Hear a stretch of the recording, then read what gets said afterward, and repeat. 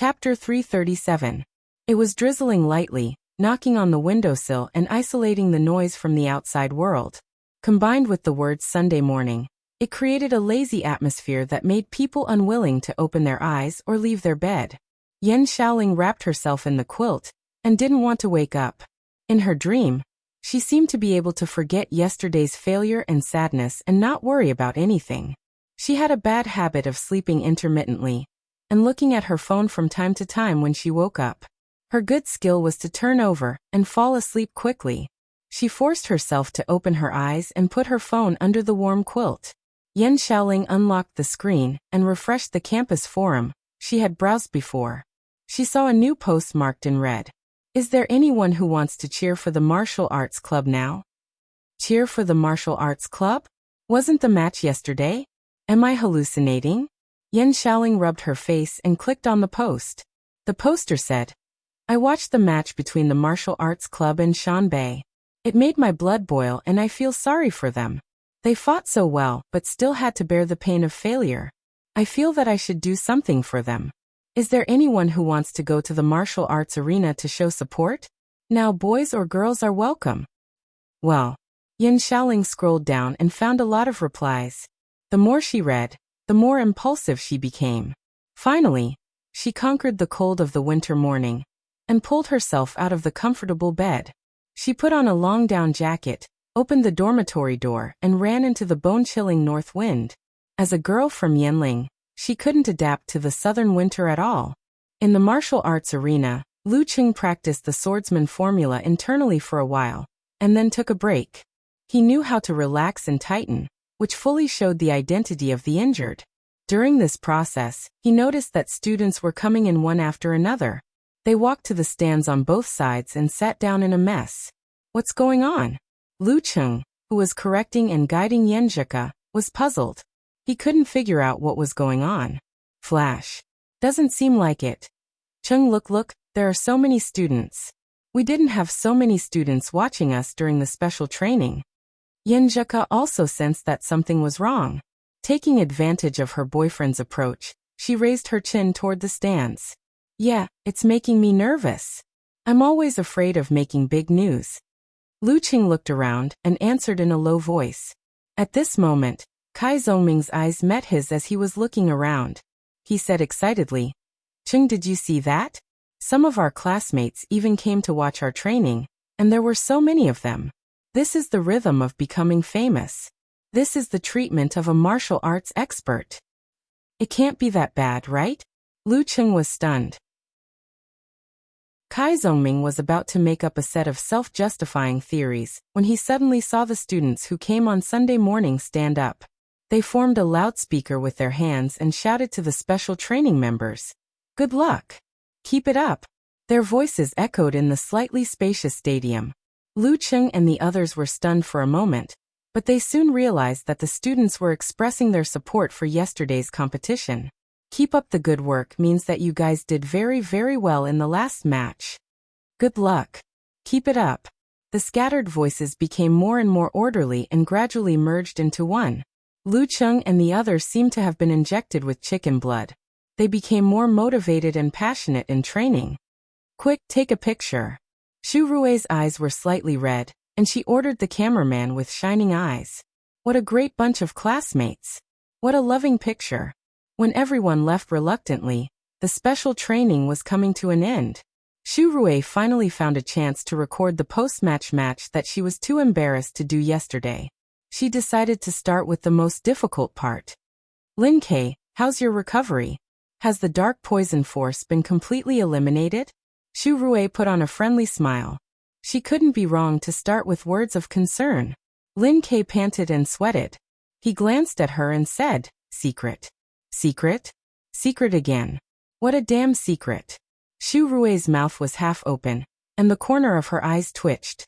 After taking a deep breath, she maintained her professional smile and said, Are you afraid that Sanjiang College will find out about the progress of your recovery? Well, I'll change the question. You seem to be in good spirits.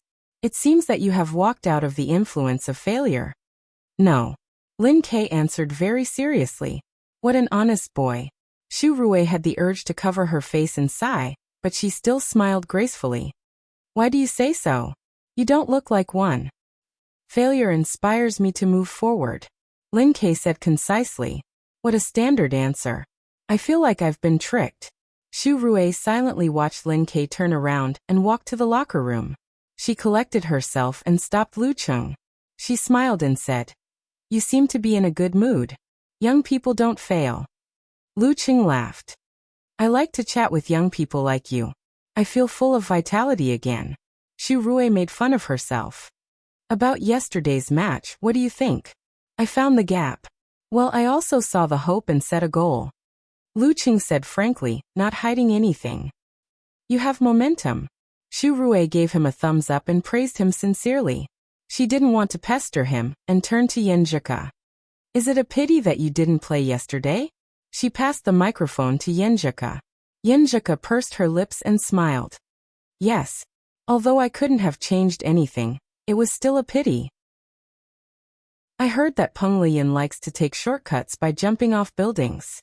That's the strength of a professional sixth pin in the dance stage. Has Lu Cheng done something similar before? Xu Rui asked. She asked casually, but Yenjika was startled. She was almost stunned. Reporter Xu asked this on purpose, didn't she? Did she mean it? Cheng just hugged me and experienced that kind of excitement last night. And she asked this question this morning. Isn't it too much of a coincidence? Did someone see it and expose it last night? That kind of thing. She looked at Xu Rui suspiciously, and then smiled sweetly with dimples. Good kids don't imitate dangerous moves. Well, that's it. Xu Rui was confused by Yenjika's irrelevant answer. In a hurry to catch up on homework, it was already 3 o'clock on Saturday afternoon, December 28th. Songqing University Martial Arts Club would challenge Sanjiang College Martial Arts Club on Sunday. If they lost, they would have no chance to enter the finals of this martial arts competition. To be cautious, they packed their luggage and gathered at the bus station. They planned to leave one day earlier and use the whole night to rest up, so that they wouldn't be affected by the long journey. In front of the bus, Xu Rui stood with the microphone in her hand. With the camera as the background, she said to Lu Cheng, Lin Kei and the others, Another expedition is coming. Don't you want to say something? Say something? While Lu Cheng and Yenjika were thinking, Little Ming's eyes lit up. He patted each of them on the shoulder and whispered something. Then Lu Cheng and Yenjika put their arms around each other's shoulders. Yenjika was next to Hezi, and Hezi was next to Mu Jinyan. Everyone participated in the same action, and formed an arc. They bowed their backs and shouted in unison. We want to win. No matter who our opponent is, we want to win. December 29th, Sunday afternoon, 2:50 p.m., in the martial arts arena of Sanjiang College. In the locker room of the home team, Chu Hui was wearing a black tuxedo and a top hat. He looked around at Luo Hei's, Yin Xiangxi and the others and said solemnly, Lu Cheng's internal injury hasn't healed, and Lin Kei is affected by the dark poison force. He's definitely not in his best condition. This is our chance. I have to admit, no matter in which industry or circle, luck is a very important thing. And this time it belongs to us. If we didn't meet Songqing University in the second round, and if Songqing University didn't fight so hard against Shanbei, we wouldn't have any hope. But now we have a big chance of winning. Since we have a good chance of winning, we can't miss it. We can't miss it because of our own mistakes. There's an old saying that goes, if you don't take what God gives, you'll be punished. If you don't take what God gives, you'll be punished. Luo Hei's, Yin Xiangxi and the others silently repeated these words. They were a little excited by the president's words. In the locker room of the away team, Geezer sure looked at Lu Cheng and Lin Kei and asked, You two brats, can you fight? Lu Cheng and Lin Kei didn't look at each other, but they shouted at the same time, Yes. Chapter 338. Since all of you can fight, we don't need to care about the order. Geezer sure had an indifferent look on his face. Little Yen, you'll be the vanguard. You'll gain more combat experience. Okay. Yenjika answered in a clear voice. Geezer sure looked at Lin Quebec. You'll be the second one. Don't fight too hard. Don't let the last bit of poison come back and leave a bad effect. He made it sound very serious on purpose, so that Lin Ke wouldn't overhear it. Lin Ke nodded slightly with an expressionless face. Geezer sure glanced at Lu Cheng. Brat, take it easy in the end. Yes, master. After a week of treatment, Lu Cheng was eager to fight in the arena. In the locker room of the home team, Chu Hui looked at Luo Hei's and Yin Xiangxi and shook his head with a smile. It's a pity that the substitutes of Songqing University are much stronger. Otherwise, you two can take turns to fight Lin Ke, and I can fight Lu Cheng alone. That would be easy. Yet the substitutes of Songqing University are much stronger. It's not that easy to defeat them. Yin Xiangxi sighed. Yan Zhika was a professional 9th pin fighter. Li Mao was close to professional 9th pin, and Sun Jian, Lin Hua, and Kai Zoming were all strong 1st pin fighters. It was not easy to defeat them. Luo Hei's echoed. Unless we meet you, President. Chu Hui smiled reservedly. I have to maintain my full strength to fight against Lu Cheng. I can't consume too much energy in advance. According to my estimation, Songqing University will definitely let the substitutes be the vanguard when the gap between you and the substitutes is not that big. Lu Cheng's internal injuries haven't healed yet, so he should be the one to hold the field. If he can avoid fighting, he should. If he can, he should. At this point, he turned his head to look at Yin Xiangxi. Li Mao has the problem of being nervous. Although it's not too serious, it still affects him to some extent. Yan Zhika has less actual combat experience and is a girl, so she tends to panic when encountering situations. Sun Jian and Kai Zongming are relatively weaker, so they are all restrained by your fighting style. You'll be the first one to fight. Fight fiercely and scare them. Try to win quickly. Okay. Yin Xiangxi clenched his fists, eager to try. He was known for not blocking or blocking, only attacking and not defending. He was good at seizing opportunities with courage and judgment in a split second. His fighting style was very aggressive and could scare people. In short, you and Heize should exhaust Lin Ke as much as possible. Don't let me be distracted by him. This is the key to victory, Chu Hui said with high fighting spirit. In the blink of an eye, the match was about to begin. Led by Geezer Shi, Lu Cheng, Yan Zhika and the others walked out of the locker room and went to the guest team seats in a single file. At this moment, a burst of ear-piercing boos suddenly rang out in the stadium full of spectators, which lasted for a long time. You're making me want to go to the bathroom, Talker teased casually. Then you should go and have your prostate checked. Lu Cheng glanced at him. Different home grounds really had different styles. The students of Sanjiang High School did not curse or attack, they just booed you. Xiaoming didn't want to lose, so he said, "This is a figure of speech. Do you understand? You're so uncultured." Hee, listening to the boos. Do you have the urge to beat them to a stop, just like that time in Yimo? You say it like you've been there yourself. Lu Cheng said with amusement. Fighting Yimo is a fight between the weak and the strong. What's the point of competing with Sanjiang High School Martial Arts Club? Is it the pleasure of punching a kindergarten or kicking a nursing home? Or is it bullying elementary school students? Bullying elementary school students is quite interesting, really. Kai Zongming thought for a while and said frankly. While talking, they arrived at the guest team seats and sat down. Cheng, were you speaking from your heart to Talker just now? Yan Zhika leaned close to Lu Cheng's ear, lowered her voice and asked with a smile. Cuckoo, you know me best. Lu Cheng chuckled. I'm belittling him strategically and attaching importance to him tactically. Chu Hui has entered the dance stage and has improved his supernatural ability to fly. Compared to before, he has changed fundamentally. He was able to defeat an 8th pin dance stage fighter before, so now he's definitely harder to deal with. That's right, that's right. Yan Zhika first agreed in a low voice, then turned her eyes and smiled. But there's still a big gap between you and him. Especially when his supernatural ability is more restrained by you. Although Cheng couldn't fly, he could release his supernatural abilities of ice and fire. If Chu Hui really wanted to fly, then he would be shot down by a bow.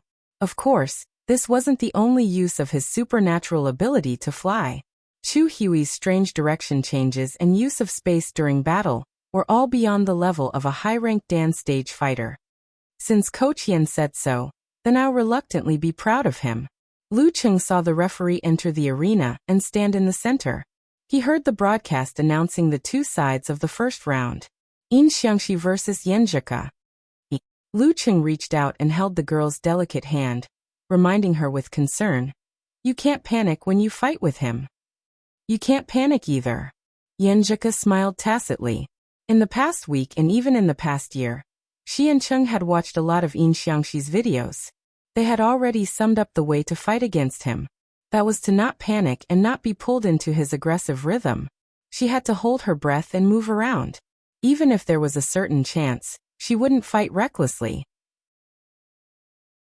She would wait until In Xiangxi was exhausted, and when the perfect opportunity appeared, she would seize it without hesitation and firmly launch a counterattack to kill him with one blow.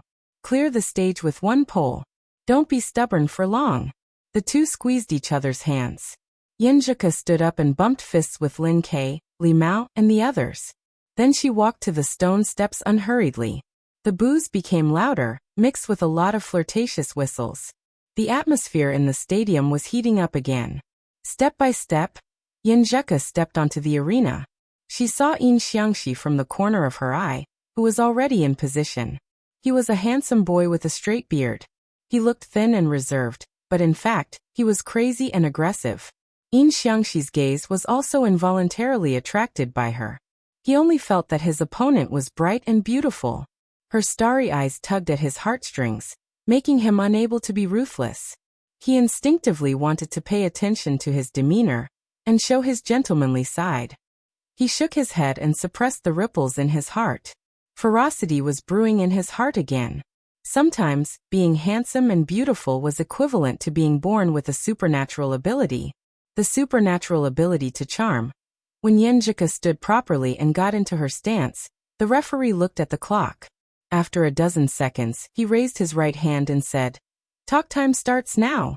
This match, which determined who would advance and who would be eliminated, had officially begun. If Songqing University won, Songqing University would follow Shanbei University into the national competition, while Songqing University would have to start all over again. In Xiangxi took a breath and didn't say anything. He just stared at Yenjika with a dangerous look.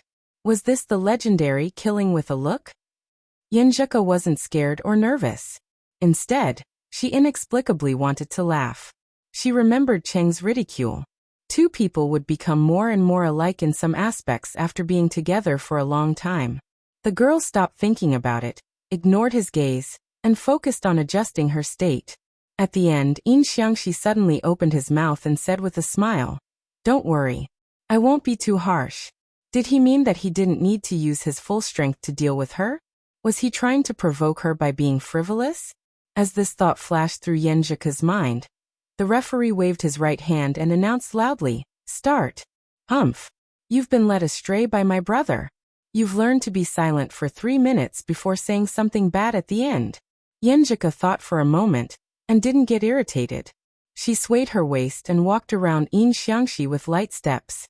Like a climbing mountain goat, she was nimble and balanced, not giving her opponent a chance to get close to attack her. She took advantage of the gap and suddenly moved to her opponent's side. She raised her right arm and punched down with a clenched fist. In Xiangxi didn't try to parry. He tightened his thighs and gave her a side kick, faster and fiercer. Bam. According to this trend, Yenjika would be kicked directly before she could hit her opponent. She calmed down, suppressed her impatience and panic, and adhered to her original fighting style. While In Xiangxi was kicking to the west, she swung her waist and slid to the back of her opponent. Her right fist moved diagonally, and under the explosive force of her shoulder, she smashed towards her opponent's temple. Bam! She lowered her waist and followed up with her left fist. Two peaks piercing the ear. In Xiangxi suddenly bent his waist, shrank his head, and leaned back quickly. At the same time, he raised his elbow and was about to hit Yenjika's lower abdomen. No parry, just one hit. Yenjika didn't take advantage of this dangerous opportunity. She suddenly dispersed the force in her arms and jumped back. She took a few steps back lightly and harmoniously, and quickly widened the distance between them. After a few moves, she gradually became familiar with In Xiangxi's fighting style. No longer nervous and flustered, she strictly followed the plan made before the competition. She continued to move around. If she couldn't hit her opponent, she would immediately retreat. Bam, bam, bam, bam, bam. Lu Cheng was a little worried when he heard the intermittent sounds on the field. Although he knew that the referee was a senior of high dance stage and would be able to stop the attacks of two professional ninth pin fighters, he still couldn't help but worry that Yin Zheka would be hurt. On the other hand, Chu Hui, who was sitting in the home team's seats, didn't look good. His expectation of a quick victory was ruined from the beginning. Didn't they say that Yin Zheka lacked actual combat experience? Didn't they say that girls were easy to panic? Why was she so experienced and clear-headed? She didn't fall into Xiangxi's rhythm at all, making him unable to use his strength.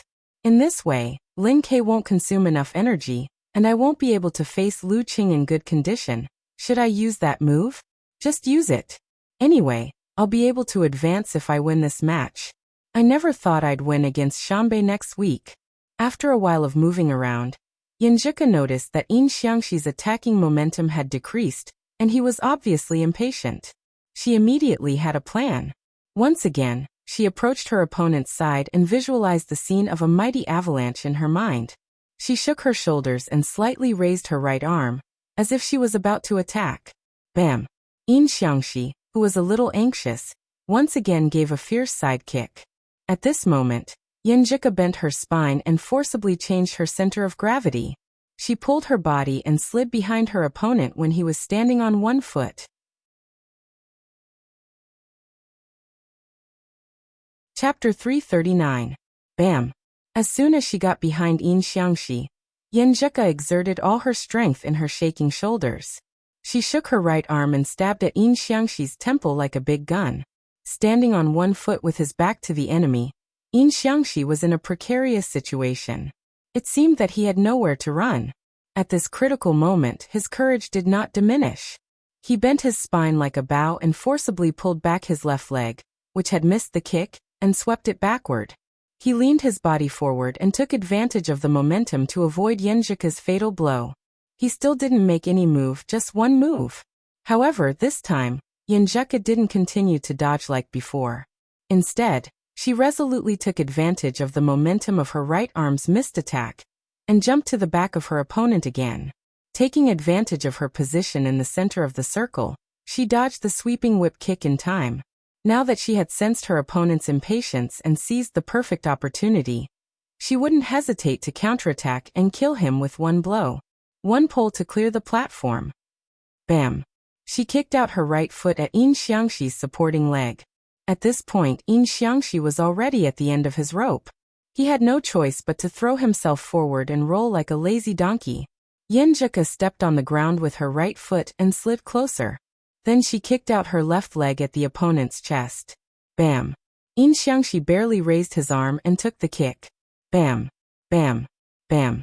Yin Zheka visualized the scene of brutal blizzard and kicked out her legs, one faster and harder than the other. Bam! Bam! Bam! Lying on the ground, Yin Xiangxi couldn't exert his strength. After blocking 3 kicks with his hands, he was kicked away completely. Then Yin Zheka jumped forward and kicked at his throat. First round, Yin Zheka wins. The referee glanced and shouted. Yes. Yin Zheka was so excited that she turned around and waved her fist at the guest seats. Then she saw Lu Qing jump up and hit the table with both hands. He was even more excited than she was. Who would have thought that he could beat Yin Xiangxi like this before the match? Things would be much easier if he could find a way to restrain his opponent and strictly execute it. Trash! Chu Hui swallowed the anger and grievance in his throat, and did not curse out loud. Previously, he had pinned so much hope on Yin Xiangxi, thinking that it was quite possible for him to quickly become Songqing University's substitute. In the end, not only did he not win quickly, but he also lost to his opponent. How were they supposed to fight? His plan was ruined from the very beginning. He could only pray that Lu Cheng and Lin Ke's injuries were more serious than he had expected. Go do your best. Chu Hui patted Luo Hei's shoulder weakly. Hopefully, he could exhaust Lin Ke a little more. Luo Hei stood up. His tall and broad stature was indeed a good material for practicing martial arts. In the ring, Yin Zheka, who had calmed down, realized that the muscles in her legs and feet were tight and sore. Her physical strength was close to the limit. Guerrilla fighting required high-speed movements, timely direction changes, and nimble footwork, which consumed a lot of physical strength. Yan Zheke and Yin Xiangxi had fought for several minutes, and at the end, they had even used 24 blizzard strikes with the help of the yin-yang twist, so it was normal for them to have such a reaction. She rested her hands on her knees and gasped for air. She saw Luo Hei's stride past Yin Xiangxi, who had just left the arena. He should be able to exchange a few more moves. Behind him are my brother and Cheng. They all look like they want to fight. Well, it seems that I don't have to force myself. While thinking, Yan Zheke, who had slightly recovered, straightened her back, turned around, and walked to the edge of the ring. She left the arena along the stone steps. The referee looked at the stunned Luo Hei's and activated his Dantian force. Second round, Luo Hei's wins. I won. Luo Hei stared at Yan Zheke's back in a daze, as if he was dreaming. Lin Ke slid down his zipper, took off his jacket, high-fived Lu Cheng and the others, and walked to his cousin calmly. I won't say good luck. Yan Zheke pursed her lips and smiled. She raised her hand and bumped her cousin's fist. What she meant was that he didn't need to cheer for such a high-level opponent. Just right for recovery. Lin Ke answered briefly and approached the stone steps amidst the boos. Behind him, Lu Qing supported Yan Zheke and chuckled. You fought so well. This was the joke after losing to Peng Liyun in the last round. It was the difference between you fought so well and you fought so well. Then I'll accept the compliment. Yan Zheke's eyes curved and her voice rose at the end. While climbing the ring, Lin Ke's body emitted a crisp sound, as if a rusty machine was starting to turn. It gradually smoothed out and climbed to the peak. When he stood in front of Luo Hei's, his whole body was as deep as the sea. His momentum seemed to have solidified. Suddenly, Luo Hei's felt that he had turned into a little white rabbit in front of a tiger. He was inexplicably frightened and nervous. He couldn't help but think of the scene when Lin Ke fought against Shannon. That terrifying posture of using the dance stage explosion to attack at the beginning of the match. Is he scared before the fight? Just as the thought flashed through his mind, he heard the referee shout loudly, "Start." Luo Hei's didn't dare to stay in the same place. His footsteps were steady and fast. Lin Ke straightened his knees and shot out like lightning. Although he didn't use force concentration, he was as fast as thunder. In just a few steps, he had closed the distance between him and his opponent. Luo Hei's immediately changed his direction and tried to go around to the side. However, Lin Ke's center of gravity swayed, and they moved almost at the same time. Faster, more nimble, and better at changing directions. Dozens of seconds later, Lin Ke grabbed his opponent's tail and threw punches and kicks, forcing him to dodge in a hurry to avoid a head-on collision to avoid being hit by the meteor force. In a flash, Luo Hei's kept dodging, but Lin Ke didn't panic. He condensed his qi, blood, spirit, and force. Boom. His dan qi gushed out, and his left leg expanded. He suddenly stomped down, and followed up with a plow. Bang. With a muffled sound, the ground cracked and debris flew, as if a volcano had suddenly erupted. Luo Hei's lost his balance and his body swayed. Lin Ke seized the opportunity and took a step forward. He swelled his temples and quickly swung his right arm. A meteor streaking across the sky, he threw a punch at his opponent. Luo Hei's couldn't dodge in time.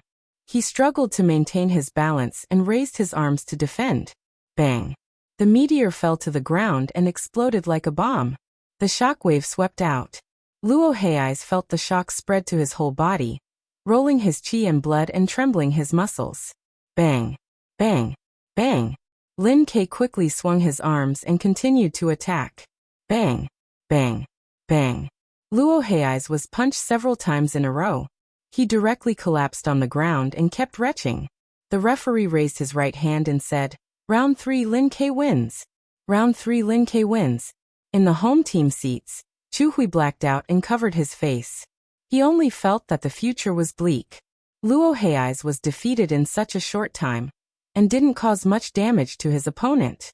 In this way, it would take him a lot of effort just to beat Lin Quebec. How could he deal with Lu Qing behind him? This bunch of trash. He gnashed his teeth and cursed silently. He walked out of the seats and walked to the arena with a gentlemanly manner. No matter what, he had to fight first. While walking, he suddenly froze and stood there in a daze. At the edge of the arena, Lin Kei put away his stance, turned around and walked down the stone steps. Walk down the stone steps? Walk down the stone steps. What is my brother-in-law thinking? Lu Cheng was at a loss. Beside him, Yan Zhika was also at a loss. After a while, she muttered to herself, "My brother may want to leave you a more complete opponent." "What do you mean by more complete?" Lu Cheng's mouth twitched, and he almost laughed. He instinctively walked forward. He only shook the girl's hand and forgot to high-five or fist bump with the others. When he met Lin Kei on the way, Lu Cheng smiled and said, "You're putting me under a lot of pressure." If he lost, he would have to say goodbye to the national competition. Lin Kei looked at him indifferently and said, "I have to stop before I go too far." "That's too far." Lu Cheng didn't have the strength to complain, but he vaguely read the other meaning in his brother-in-law's eyes. If we can't even beat Chu Hui, why should we participate in the national competition? Is he provoking me? Is my brother-in-law worried that I will be traumatized by the competition in Shanbei? Lu Cheng suddenly realized and laughed in a low voice. Then I won't hold back. My brother-in-law is such an awkward guy. After a fist bump, Lu Cheng looked at the arena and stepped forward. Fight Chu Hui alone? I'm not afraid of you. Chu Hui, who was standing in the center, seemed to be in an unbelievable dream. He was afraid that he would suddenly wake up. I've painstakingly planned and prayed and looked forward to it so that I could defeat Lu Cheng alone in the end. But in the end, it happened inexplicably. After Xiangxi and Haizhe both failed, I was in despair. Who knew that things would turn around and Lin Kei himself would come down? Good things really fall from the sky. He raised the corner of his mouth, and could no longer hide the ecstasy in his heart. If God gives you a gift, you will be punished.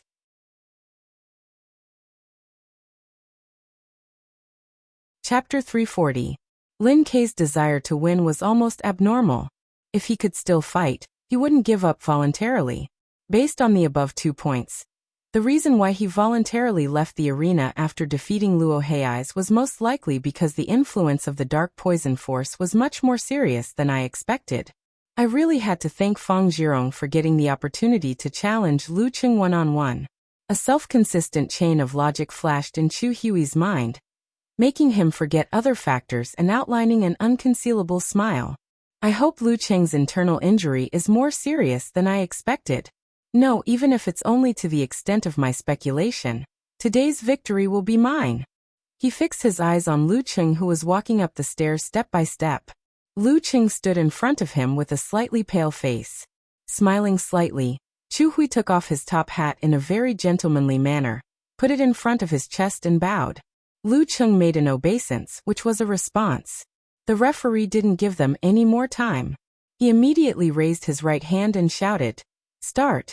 The last round of the match began. Hearing this, even though Yan Zhika was full of confidence in Lu Cheng, she couldn't help but clench her fists and open her eyes wide. Chu Hui instantly flew up to a position a few meters above the ground, floating gracefully and leisurely, throwing out the black top hat in his hand. The hat fluttered and fell to the seats of the home team. As soon as it touched the ground, Chu Hui suddenly fell down, head down and feet up.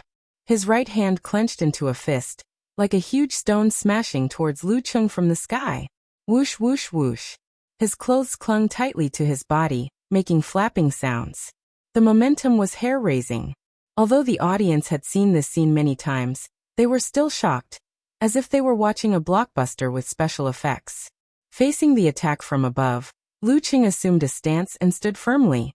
He visualized the figure of a man with the head of a beast riding on a red dragon.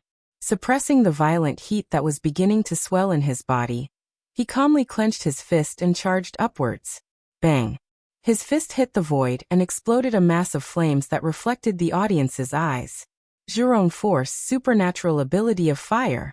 The flames rolled out, and Chu Hui's falling figure suddenly stopped. He rose up again to avoid the aftermath in time, in case his hair and clothes were ignited and burned. He narrowed his eyes, not surprised by Lu Cheng's response. He took a deep breath to withdraw his qi, blood, force and spirit, and then released them. Woo. As his body expanded, Chu Hui fell headfirst to the ground again. But unlike before, he spun quickly and turned himself into a drill that extended to the ground with his fist as the tip. The scenery around him shook weirdly, and even the air was affected. The combination of the explosion of the dance stage, the acceleration of gravity, and the terrifying rotation, flesh and blood tornado.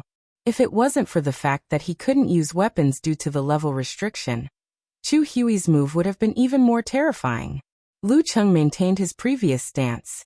When the high-speed spinning fist was about to fall on his head, he suddenly stepped back, as if he wanted to avoid the sharp edge, and hit his opponent's waist and abdomen. At this moment, Chu Hui's figure strangely changed direction from vertical to horizontal, turning the acceleration of gravity into his own kinetic energy. His fist spun quickly and hit Lu Cheng. Lulan swore not to return it until it was broken. This punch was very satisfying for him. Not only did he use all the strength in his body, but he also made full use of the external force. The combination of the two forces and the spiral force was really powerful. This is the most powerful punch I've ever made since I started practicing martial arts. Chu Hui thought. He was excited to break all obstacles in his way. Lu Cheng lowered his waist and quickly made a force concentration. Then he popped up his right arm.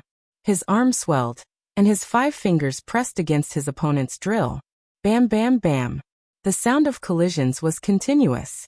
The muscles and fascia in his palm bulged and blocked Chu Hui's right fist. His fingers glowed with a dark green color, and kept colliding with the rotating edge. Chu Hui felt his most powerful punch was like hitting a steel plate. No matter how hard he tried, he couldn't break it or drill through it. No, even if it was a steel plate, it would be broken by my punch. Crack. Wearing a white martial arts suit with black edges, Lu Cheng's feet pressed inward, creating a spider web that spread outward. However, his body didn't move at all.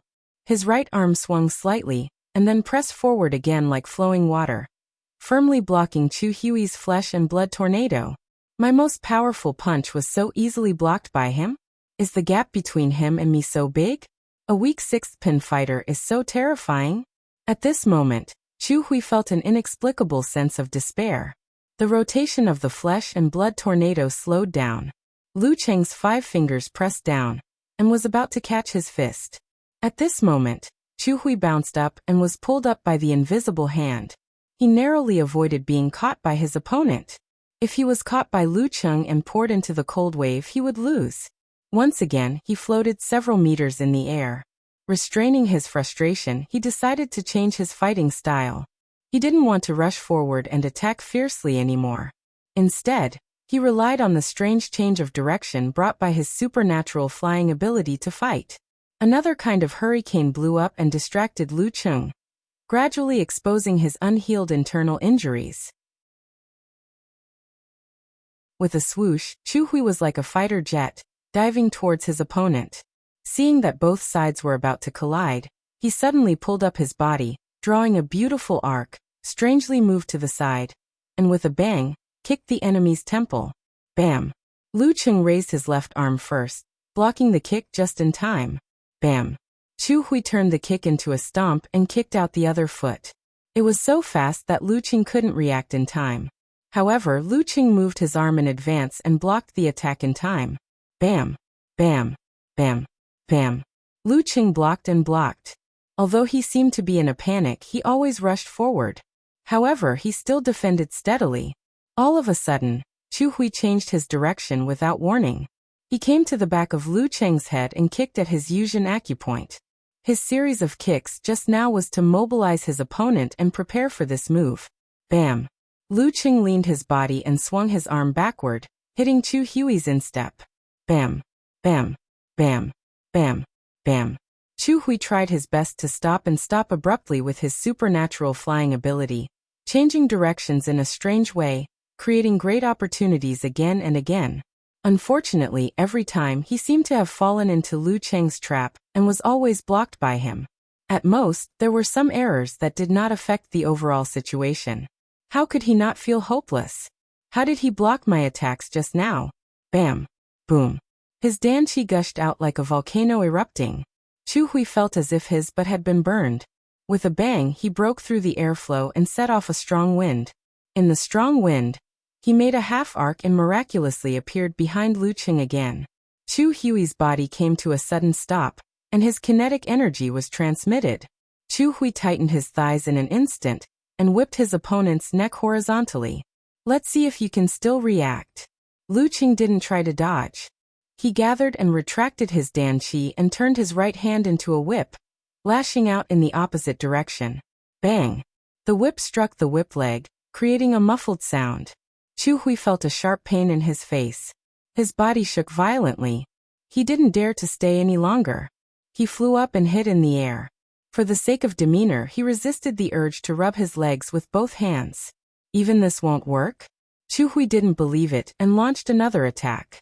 With the help of his supernatural flying ability, he made 2 consecutive explosions.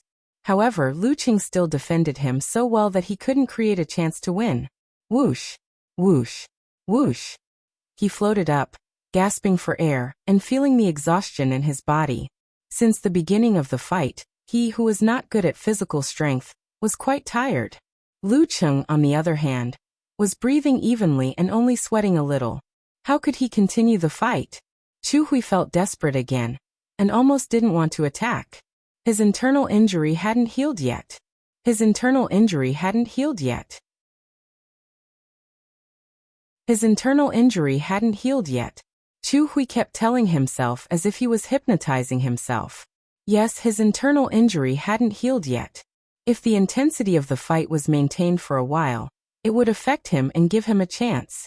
Chu Hui took a deep breath and made up his mind.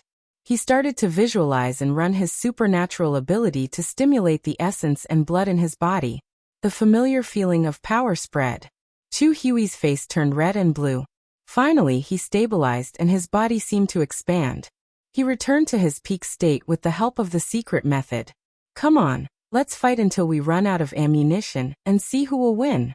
Lu Qing raised his head and glanced at him. He shook his head slightly. What do you mean? The doubt flashed through Chu Hui's mind. He turned into a fighter jet again and swooped down. At this moment, Lu Qing arched his back, shook his arms and swung his wrists, throwing out a ball of crystal white cold light and crimson-red tyrannical flame. Boom! The cold light and the flame shot out and collided with each other in front of Chu Hui. White fog filled the air and slightly blocked his sight. In the fog, Chu Hui suddenly saw a figure fly up and jump several meters high. Lu Qing? His pupils shrank to the size of needles. He found that the enemy had jumped to a higher place than his current position. After the shock, he was overjoyed. Chu Hui couldn't believe his eyes. Is Lu Qing stupid? Why did he give up his advantage and fight me in the air? If I can't win, I might as well buy a piece of tofu and kill myself. Another pie fell from the sky. Chu Hui was about to change his direction when he saw Lu Qing make a gesture with his hands. His expression became solemn. Army! A deep voice came. Chu Hui's body shook and immediately fell into the thousands of soldiers and horses. He was frightened by the iron-blooded evil spirit. 9 words formula. Army formula. Lu Qing jumped down and grabbed Chu Hui's shoulder. He poured frost force into Chu Hui and pressed him down to the ground from the air. Whoosh! The sound of wind entered his ears, and Chu Hui woke up. However, the cold had already entered his body and he could not break free. He could only watch as he was about to crash into the ground. You'll die like this, won't you? Just as he lost his courage, he felt the momentum of his falling body suddenly come to a halt, and he landed lightly on his back. Lu Qing took back his hand and straightened his body. He didn't attack again. Chu Hui was frozen and couldn't move for a while. Round 5, Lu Qing wins. The referee didn't hesitate. The final result is Songqing University Martial Arts Club wins. Chu Hui immediately woke up when he heard these words. But he felt like he was still dreaming. If Lu Qing had used the last attack at the beginning, he wouldn't have been able to defend himself. Then the question was, why did we fight for so long? In the midst of his confusion and despair, he saw Lu Qing smile at him and say softly, I'm sorry. It's interesting to fight with a supernatural flying ability.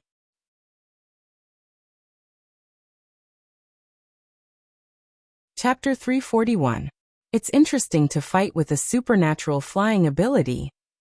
Lying on the ground, Chu Hui looked up at Lu Cheng and repeated Lu Cheng's words blankly. For a moment, he even forgot that the coldness in his body had disappeared. He forgot to turn over and stand up, forgetting his usual demeanor.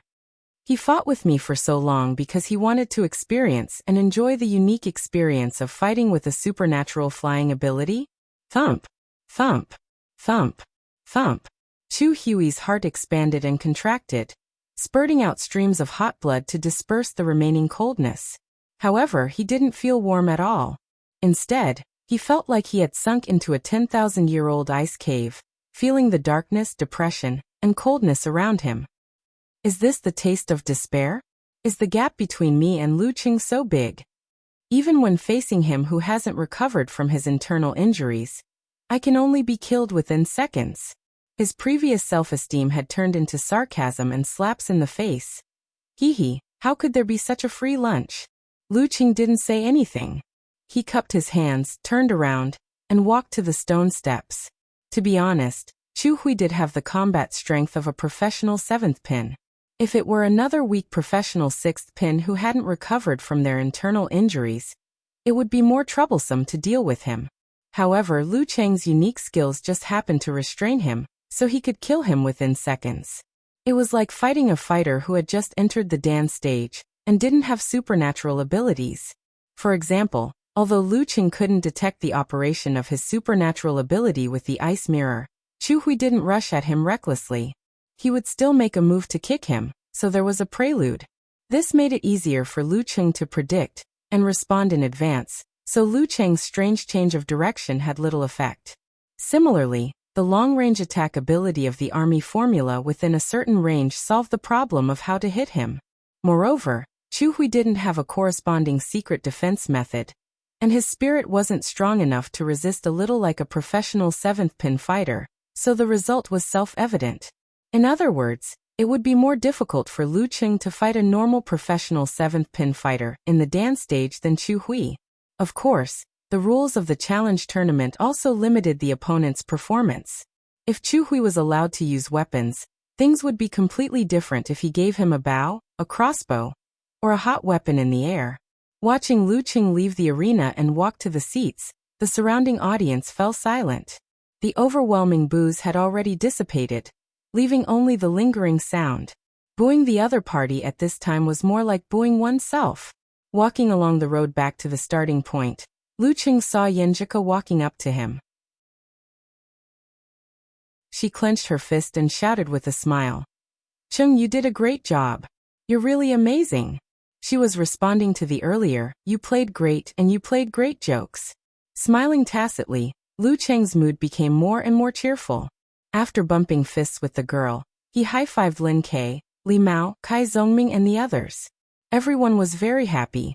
Haiyuan was weaker than Sanjiang. If they could get past this hurdle, it would mean that the door to the nationals was right in front of them. I really want to celebrate, but reason tells me that I can't get carried away and look down on Haiyuan, Sun Jian said with a smile. Good that you understand. Keep a low profile and accumulate good karma. Lin Hua glared at him. While everyone was talking and laughing, Geyser waved his hand and said, "Let's go back to the locker room first. Don't you feel embarrassed celebrating in front of so many sad classmates?"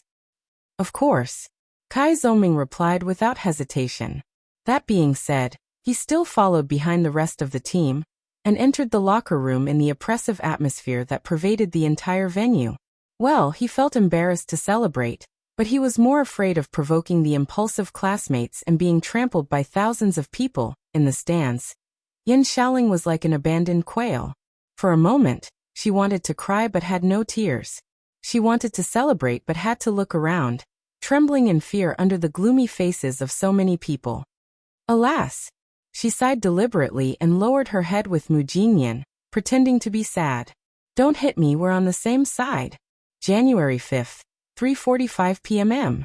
In the martial arts arena of Haiyuan Academy, Lu Cheng looked at the fierce battle in the arena.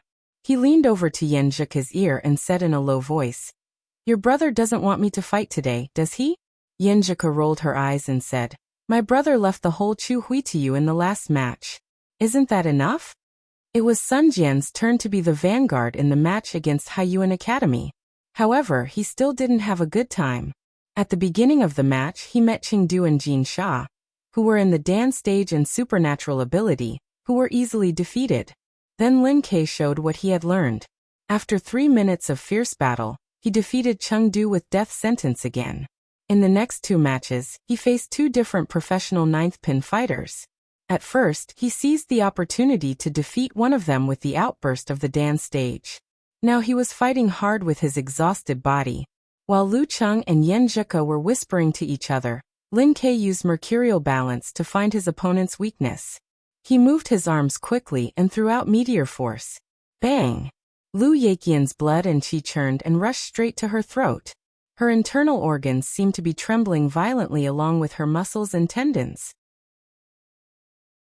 She wanted to exert strength with her arms, but no matter how hard she tried, she couldn't raise them.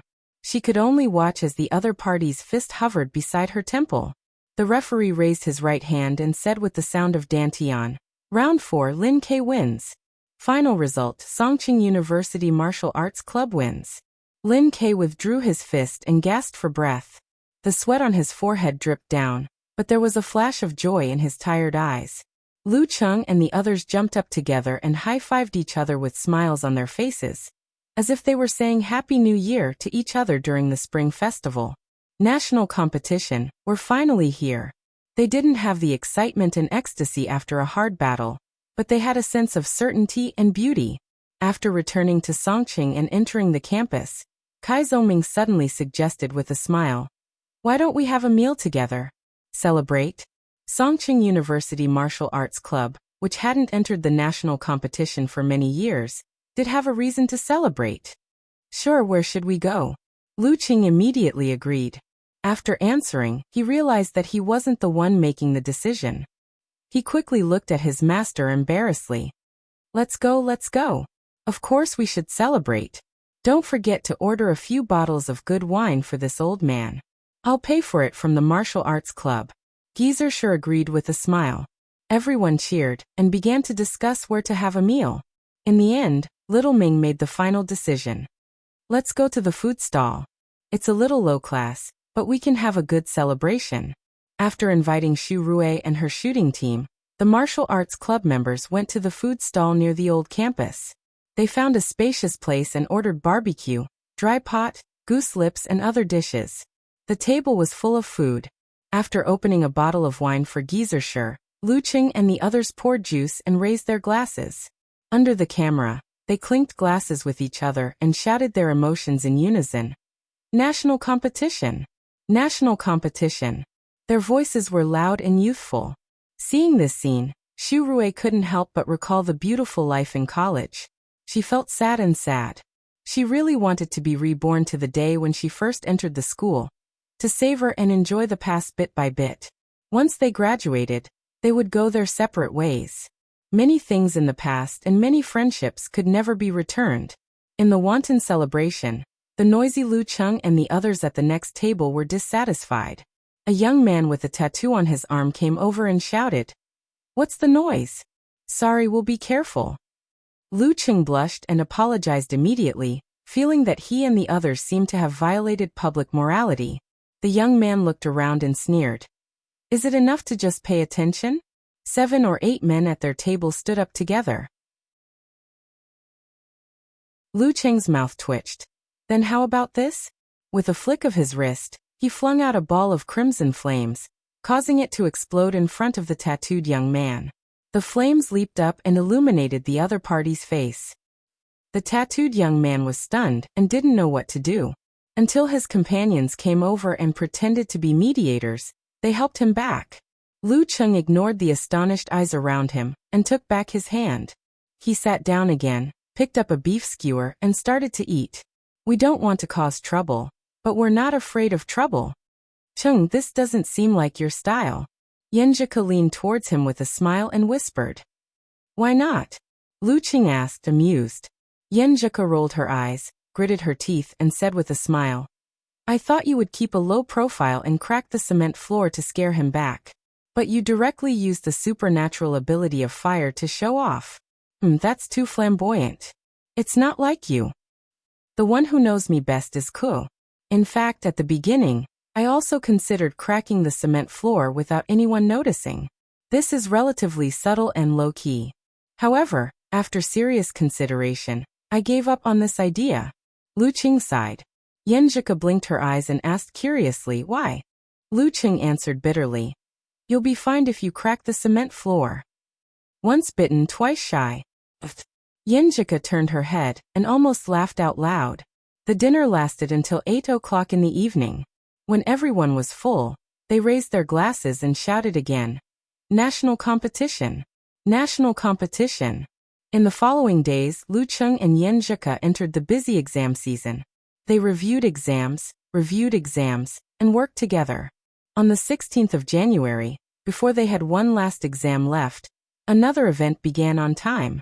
That was the drawing of lots for the final round of the National University Martial Arts competitions. 16 strong martial arts teams in 8 divisions would fight in groups. In the office of Songqing University Martial Arts Club, a group of people gathered again. They turned on their computers and connected to the internet, waiting for the live broadcast to begin. Xu Rui also came here, faithfully recording the most primitive reactions. In her opinion, Songqing University was only a little bit worse than Shanshan University, a little bit worse than the capital, and the same level as Huahai and Guangnan. They were strong enough to reach the top 4, but they didn't have any historical records and couldn't be seeded. The specific results to a large extent depended on the result of the drawing of lots. After all, there were also tough guys in the other teams.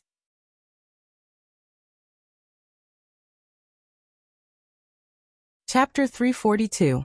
In the unique broadcasting room, the hostess in an evening dress walked gracefully to the center of the room. She thanked the guests in front of her and invited Mr. Fang Jinjue, the president of the National University Martial Arts Federation, to come to the stage. The big screen behind her began to play highlights of the 16 qualified teams. Mr. Fang, you look more hale and hearty. Seeing Fang Jinjue come to her side, the hostess smiled and greeted him. Fang Jinjue, with white hair and a youthful face, was very good-looking.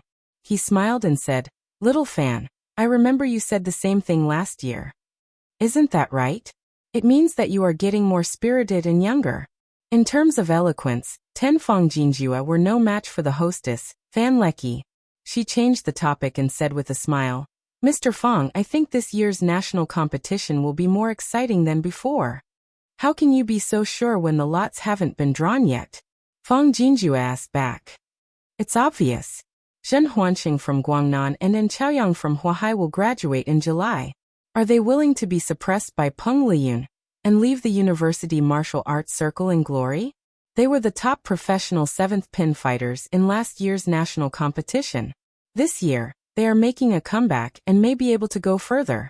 Besides, with the growth of geniuses like Huahai, Piao Yuan, Guangnan and Li Xiaoyuan, they are likely to win the championship. Fan Leki said with great familiarity. Piao Yuan from Huahai was 1 year older than Lu Qing and Lin Quebec. What's the difference between this and the previous 2 years? Fang Jinjue asked knowingly, with deep wrinkles at the corners of his eyes. Fan Leki said with a smile. But I think the gap between them and Shanbei capital has narrowed. And this year, it's not just them. The martial arts clubs of Hudong University and Guiyang University were able to advance to the next round as the first in their own division, suppressing the traditional first place. It's enough to show that they're extraordinary. They're all candidates who could create an upset and enter the top 4. In addition, don't look down on the second place team in the division. There are 2 dark horses this year. One is Mingdao University, which almost made Guangnan lose the game. The 3 He brothers have finally shown their brilliance, and there is still room for improvement in their tactical formation. In front of the computer screen, Lu Qing and the others nodded slightly. They had all heard of Mingdao University, which had almost created a miracle. Mingdao University was not a strong martial arts school. In the past, it was almost the same as Songqing University, which was in decline. It was not until He Yifang, the eldest of the 3 He brothers, entered the school as a professional 9th pin martial artist. The following year, the twins He Erlong and He Santai also entered Mingdao University. Although they were only grade 1 at the start of the semester, they soon reached grade 9 in October. The development of the three brothers couldn't be compared to Lin Kei's, but they couldn't be underestimated either. He Yifeng had entered the dance stage in the second half of his second year, and was now in his third year. He Santai had succeeded in force concentration before the district competition, leaving only He Erlong, who was still at the top of the professional 9th pin. It was true that they were not strong enough to cause trouble to Guangnan University. However, as a martial arts aristocratic family, He clan had inherited the heaven and earth mortal world sword formation. Since the beginning of their cultivation, the three brothers had been cultivating tacit understanding and practicing this formation. Therefore, they could barely display the beginner-level formation in front of the inhuman level. For them, 1 + 1 + 1 was definitely greater than 3, or even 4, or even 5. In the beginning, the three brothers, who were only at the professional 9th pin level, couldn't do anything to Zhen Huanqing, and were defeated by Guangnan's advantage in numbers. When He Yifeng and He Santai both entered the 8th pin dance stage, and the formation's power multiplied, they stood out and almost defeated Guangnan. In short, no matter how strong their opponents were, the three brothers would definitely apply for the special competition system and fight side by side. This reminds me of a line. Listening to the hostess Fan Leki's introduction, Kai Zhongming said with a smile, "One-on-one, you fight us alone. Gang fight, the three of us gang up on you." In the midst of talkers' cold joke, Fang Jinjue looked at Fan Leki and said, "Mingdao is indeed a dark horse, and there's a lot of room for imagination. There are still 2.5 months before the final round. He Erlong has the chance to enter the Dan stage. If he succeeds, the Heaven and Earth Mortal World Sword formation formed by 3 professional 8th pin fighters in the Dan stage is worth looking forward to." "Mr. Fang, you also agree with me, don't you?" Fan Leki deliberately said in a coquettish voice. "And the other dark horse is even more worth looking forward to. Songqing University Martial Arts Club is listed as the favorite to win the championship. Haha, Shanbei and the capital's popularity index is 10 streets ahead of the other teams. Well, Shanbei is even leading the capital by a large margin. Mr. Fang, what do you think of Songqing University Martial Arts Club? Lu Qing showed the combat strength of a weak professional 6th pin, and Lin Kei is more than enough to be a top professional 8th pin fighter. Besides, with their speed of improvement, they'll probably go further in April, or more than one step."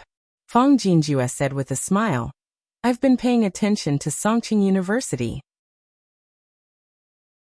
I can responsibly say that they are definitely strong contenders for the top 4 in this national competition. As for the championship, it's not impossible. For example, Shanbei and the capital will encounter each other in the semifinals. Mr. Fang, you really think highly of them." Fan Leki suddenly sighed and said, "It's a pity that Songqing University is not a seeded team, nor is it the first in the division. They can only be ranked in the 3rd tier, and will definitely encounter the strong teams in the first 2 tiers. If they are beaten black and blue before they can advance, it will be very dangerous for them in the quarterfinals." Lu Qing, Yin Zhika, and the others were a little worried. However, the rules of the draw had already been announced, and they had more or less accepted the reality, so it didn't affect their mood. "Little Fan, don't say that. You can say it the other way around. Songqing University is in the 3rd tier, and they're not the only ones who have a headache. Whichever group draws them will be the group of death." Fang Jinjue joked. "You're right." Sun Jian laughed out loud. "Give a thumbs up to Mr. Fang," Kai Zhongming said exaggeratedly. With his arms crossed in front of his chest, Lin Kei stood quietly in the corner with a suspicious smirk on his face. Lu Qing and Yen Zhika looked at each other, and saw the smiles on each other's faces. Since there was no way to change the rules, then let's just enjoy the rules. We, the newborn calves, are not afraid of tigers. It's the other teams that should be afraid of them. Fan Leki and Fang Jinjue talked about the key teams with the help of the dialogue, and then briefly introduced the rules of the draw at the end. There were 3 tiers in the draw. The first tier was the top 4 of the previous competition, and they would enter groups A, B, C, and D as the seeded teams. The second tier was the first in their division, and the third tier was the rest of the teams. Now let's invite Mr. Fang to draw the first tier team for us. Fan Leki pointed at the box in front of her. The first one is the seeded team of Group A. Fang Jinjue put her hand into the box and took out a round ball. She showed it while reading aloud. Capital College. Group A, Capital College Martial Arts Club. Group B, Guangnan University Martial Arts Club.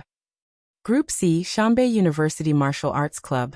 Group D, Huahai University Martial Arts Club. After drawing the first-tier team, Fang Jinjue cupped her hands and left the stage. Fan Leki invited another guest to draw the second-tier team. Group A, Guiyang University Martial Arts Club. Group B, Jinfeng University Martial Arts Club. Group C, Juku University Martial Arts Club.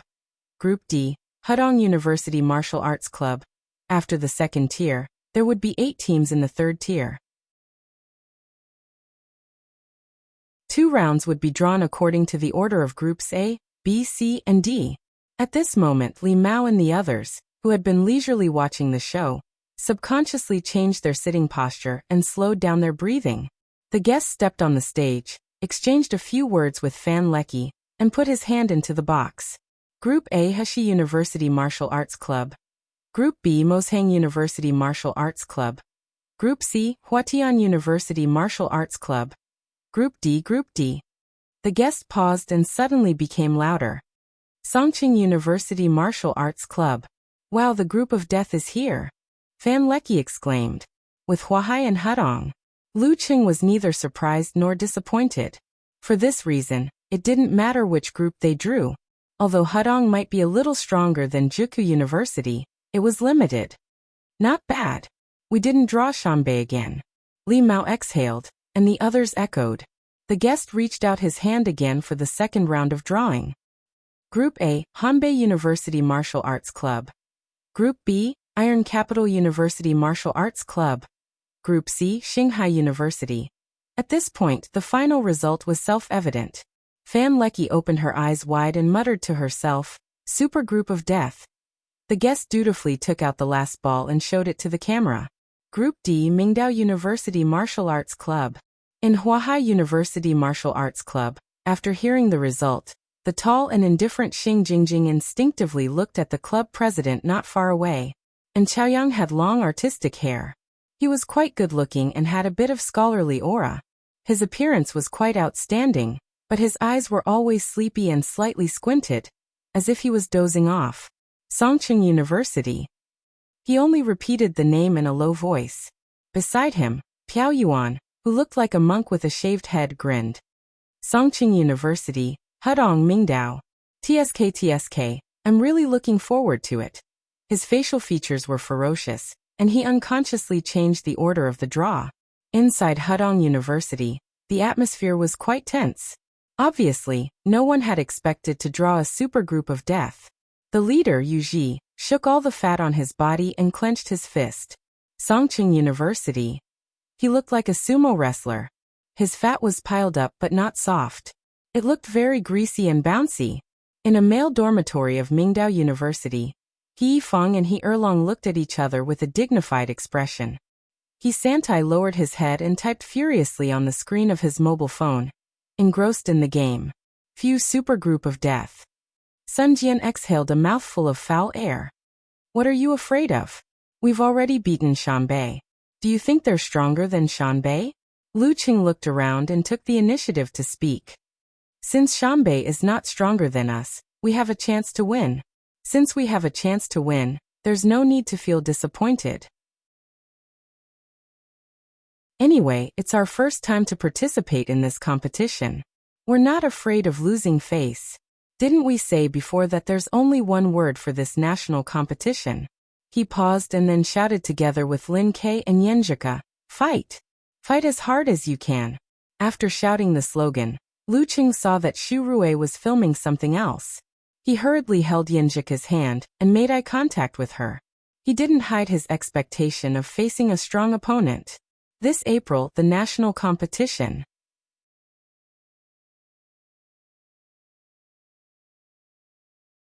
Chapter 343. The cold star was hanging high in the sky, and the wind on the lake was chilly. Lu Qing pulled Yenjika's left hand and put it into his warm pocket. Thinking about going to the capital in April and the national competition, I feel a little excited. After watching the lot drawing ceremony, he couldn't calm down and urged his little fairy, who was in a similar state to him, to take a walk by the lake. There are still more than 2 months to go. No matter how excited you are today, it's useless. Yenjika pursed her lips and teased him. I know. But some reactions can't be controlled. Lu Qing took a deep breath of the fresh, moist air and replied with a big smile. After this wave of excitement, I'll relax and practice martial arts during the winter break. I'll strive to make greater progress before the national competition. Lu Cheng's body was not tired, but his mind was. He urgently needed a break to relax his mental tension so that he could set off again. You're worth teaching. Yenjika pretended to be an old man. She looked up at him and said, I'll go to Jiangnan on the 3rd day of the 1st lunar month. I'll stay at my grandfather's house for a few days and see if I can help you get information about the 9 words formula, if it's not a secret of the sect. I didn't mention it, but Ke still remembered it. Lu Qing narrowed his eyes and couldn't stop smiling. He felt so warm in his heart, as if he had drunk a bowl of hot soup in a world of ice and snow. He laughed and said, It doesn't matter if it's a secret of the sect. When I become the son-in-law of Shushan's study, I'll be half a family member. Then I'll be able to get access to things that don't involve the unique skills of the fighting sect. You're dreaming. Yenjika rolled her eyes and glanced at her boyfriend. He didn't know if she was saying that he was dreaming of becoming the son-in-law of Shushan's study, or that he could get access to the secrets of the sect other than the unique skills of the fighting sect. As a person, you have to think about the future. Only then can you live a meaningful life, Lu Qing said happily. Holding the girl's hand, they slowly walked forward. Beside them was the calm and sorrowful surface of the lake. He paused for a moment, and then let his thoughts run wild. When the time comes, I'll have to make a trip to Moshang to wish my master and senior sister a happy new year. I'll also burn incense for all the patriarchs. I'll take the opportunity to learn a few more unique skills of the ice sect. If I'm lucky, I might even gain something else. For example, Senior Queen of Thought and the others' insights on the cultivation of the army formula, the forwarding formula, and the swordsman formula, as well as the latest research results on cultivation. Now you know how to go to the Ice God sect to pay a New Year's visit? Yenjika joked with a smile. Of course, it's all thanks to your good teaching, Coach Yen. Lu Qing praised sincerely. Now that he had formally become Lu Cheng's disciple, he couldn't just make a phone call to say hello like last year. Kuku had repeatedly reminded him about this. It's good that you understand. How are you going to thank me? Humph. You will definitely say that there is no need for thanks between us. Yenjika's eyebrows relaxed and her eyes lit up. How about a kiss or a massage? Lu Qing suggested a way to express his gratitude. Yenjika glared at him, feeling both annoyed and amused. Are you thanking me or taking advantage of me? How can you call it taking advantage when it's between a boyfriend and girlfriend? Lu Qing chuckled. Before Yenjika could blush, he suddenly remembered something and hurriedly asked, Ku, didn't you say that the last exam was originally on the 19th, but it was moved forward to tomorrow? Yeah, what's wrong? Yenjika blinked and looked at her boyfriend blankly. Have you told Empress Dowager about this? Lu Qing asked. Not yet. Yenjika vaguely sensed her boyfriend's intention. She looked at him suspiciously and asked, Why do you ask this? My exam is finished tomorrow. Why don't we go to Gaofun for a couple of days and go back on the 20th? I didn't have the chance to accompany you during the youth tournament. Lu Qing suggested excitedly. After the youth tournament, he had planned to date his little fairy girl in Gaofun for a couple of days. However, he was summoned to Moshang by Gizershur. Yenjika looked up and replied in a light tone, Yes, I am. Okay. During the New Year's Day holiday, she and Chung didn't go out for a date because of the exam. Seeing Yenjika agree without hesitation, Lu Qing was very excited. He hurriedly said, Let's sit over there. I'll change the tickets and book a hotel. You can ask Gu Shuang if she has any good recommendations for Gaofun. Okay. Yenjika took out a tissue and handed it to her boyfriend. After cleaning up, they sat down next to each other and started to work. Suddenly, Yinjika hesitated and said, Cheng Shuang said that her house is empty and she invited us to stay there. She was used to calling her best friends by their nickname in front of Lu Cheng. That's not good. I feel uncomfortable. Lu Cheng subconsciously found a reason to object. Yinjika tapped on the screen and keyboard a few times. She turned her head and looked at her boyfriend with a faint smile. She puffed up her cheeks and snorted. Cheng, you've changed. You weren't like this before. What's changed? Lu Cheng was confused, his face full of confusion. You wouldn't answer like this before. You would say, do you want to go? If you want to go, then let's stay at Gu Shuang's house. Yinjika smiled and raised her chin. Her long white down jacket made her look very pretty. Lu Cheng was almost speechless. He laughed and said, I'm just giving you my opinion. I'm not making a decision. In the end, I still have to listen to you. Yinjika combed her long black hair that was blown by the wind and snorted. I think you have a ghost in your heart. For some reason, when she said have a ghost in my heart, she suddenly blushed. She pretended to look to the side and changed the topic. Actually, I'm so stupid. Why did I ask Shuang what good recommendations there are in Gaofan? Why? She doesn't know these? That's impossible. Lu Qing blurted out in surprise. That's not it. Think about it. If I told her that I was going to Gaofan with you instead of sleeping in her house, what would she think? She would definitely think the wrong way. How embarrassing. Yinjika pouted and explained with slight annoyance. A girl's mind is really full of twists and turns. Lu Qing thought for a while and said, why don't you sleep in her house and I'll stay in a hotel outside? Or tell her that your period is here. According to Yinjika's recent cycle, it would be tomorrow. Yinjika pursed her lips and tilted her head. She suddenly burst into laughter, as if hundreds of flowers were blooming in front of Lu Qing. Her eyes were gentle and her dimples were enchanting. I've already told Shuang that. Already told Gu Shuang about my period? Lu Cheng's mouth was half open. He was both angry and amused. I was almost tricked by Yinjika again. Humph. You asked me to ask her. You made me laugh so much. Yinjika said with a red face. That little girl Gu Shuang actually asked me to take precautions, and asked me when I had sex with Cheng. Without waiting for an answer, she said, Shuang said she would treat us to a meal at a club. The dishes there are in the top 3 in Gaofan. Okay. Lu Qing agreed easily. He handed the phone to the girl and said, 2 rooms with big beds, Mingqi International Hotel. He had a good impression of this 5-star hotel. Let's share a room. Yinjika hesitated for a while, and then blushed when she saw Lu Cheng's surprised eyes. She turned her head and said, you will definitely use the excuse of rubbing my belly to squeeze into a room. Won't you? Won't you? Yes. I'll definitely do that. Lu Qing smiled and gave her a way out. Of course he did think so. If you want to squeeze into one room, it's a waste to book 2 rooms. Yinjika had an expression of I was right, wasn't I? But she was biting her lips lightly and looking at the night sky with a bright moon and few stars. After the exam on the 17th, Lu Qing had a lunch with Zhao Chong, Kai Zongming, Qiu Zhigao and others. In the afternoon, he and Yinjika set off on their journey back to Xing province. But their destination was not Xiushan, but Gaofan. They arrived at 7 p.m. and met Gu Shuang, who was dressed fashionably in black. They went to the private club near Weiyang Park in Gaofan with her. The clubhouse was luxuriously decorated and illuminated by bright lights. The style of the clubhouse exuded the word luxury. Nouveau riche style.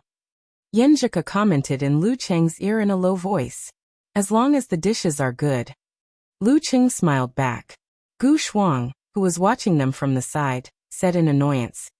Can you 2 stop showing off your love every second? You have to understand the feelings of a lovelorn child. In front of her was a waiter who led the way. Lovelorn? You dumped him, didn't you? How many times have you dumped him? Yinjika teased her best friend. At this time, Lu Qing noticed that many of the guests passing by were martial artists with vigorous qi and blood. Some of them were even introverted. They were in groups of 3 to 5, and seemed to know each other. After passing through the hall, they went somewhere. So many people today. Gu Shuang also noticed something was wrong. This was a private club. The waiter smiled sweetly and said, Miss Gu, this is a gathering of the martial arts circle in Gaofun. As you know, our boss is very close to the martial arts circle. A gathering of the martial arts circle in Gaofun? Gu Shuang glanced at Lu Qing subconsciously. Her best friend's boyfriend was the champion of the youth tournament. It's almost the new year. Every circle will have a gathering. The waiter kept his mouth shut and didn't say more. It's almost the new year? There's still half a month to go. Gu Shuang shook her head in confusion. At this moment, they heard a loud chatter. Looking back, they saw a group of martial artists coming in from the entrance of the club. They were surrounding an exceptionally handsome young man, and were talking about something. This young man was no stranger to Lu Cheng. He was Zhang Zhutong of the Divine Fire Club. Oh, it's a small world. Lu Qing couldn't help but laugh secretly. This scene was very similar to the first time he met Zhang Zhu. Both of them were watching from the perspective of a bystander. However, that was then, and this was now. His mentality and feelings were completely different from the last time he met Zhang Zhu. Zhang Zhutong listened to the people around him with a smile on his face. Occasionally, he would turn his head and say a few words. Suddenly, he seemed to have sensed something and turned his head subconsciously. He was surprised to see a familiar face and the figure he couldn't forget standing quietly in the dim light.